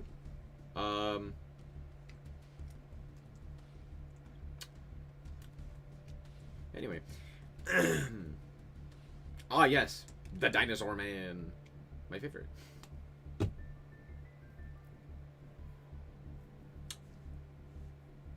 He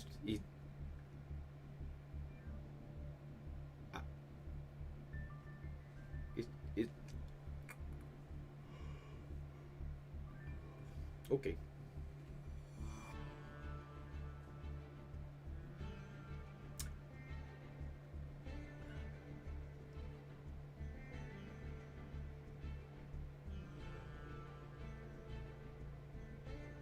No, yeah, that looks like Gwen. Spinneret is Mary Jane. Yeah, sure. J. Jonah Jameson. Yay. Anyway, those certainly were cards. Oh, cool, a spider token. It's got reach. Cool. The fuck happened to this guy? Why is he, like, disintegrating? Hey, yo. Okay, that's cool artwork.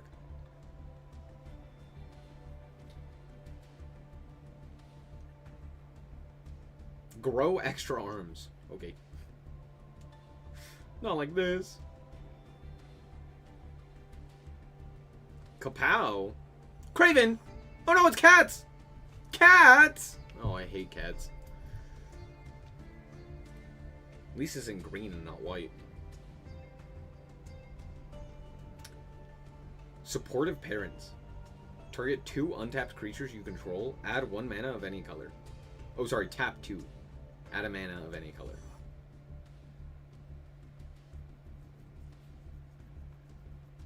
That... It does technically allow you to pivot into other mana that you may not have. That's not... it's something.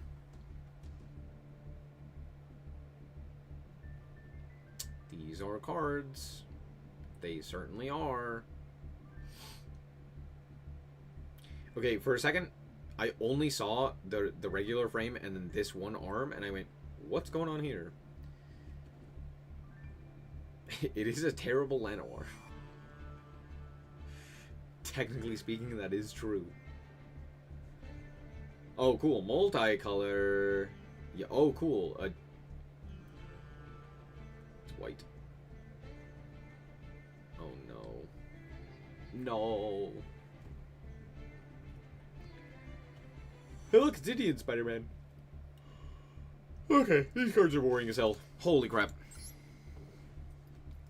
Look, if you like Spider-Man, that's great. But even people who like Spider-Man probably don't. I don't know, they probably like it, let's be honest, but dear Lanta, that was getting boring. Anyway, I'm gonna call it quits there. Thank you guys so much for watching. I hope you guys did indeed enjoy. If you did, like us very much, so appreciate it. And remember to always stay frosty. Bye-bye. Bye-bye.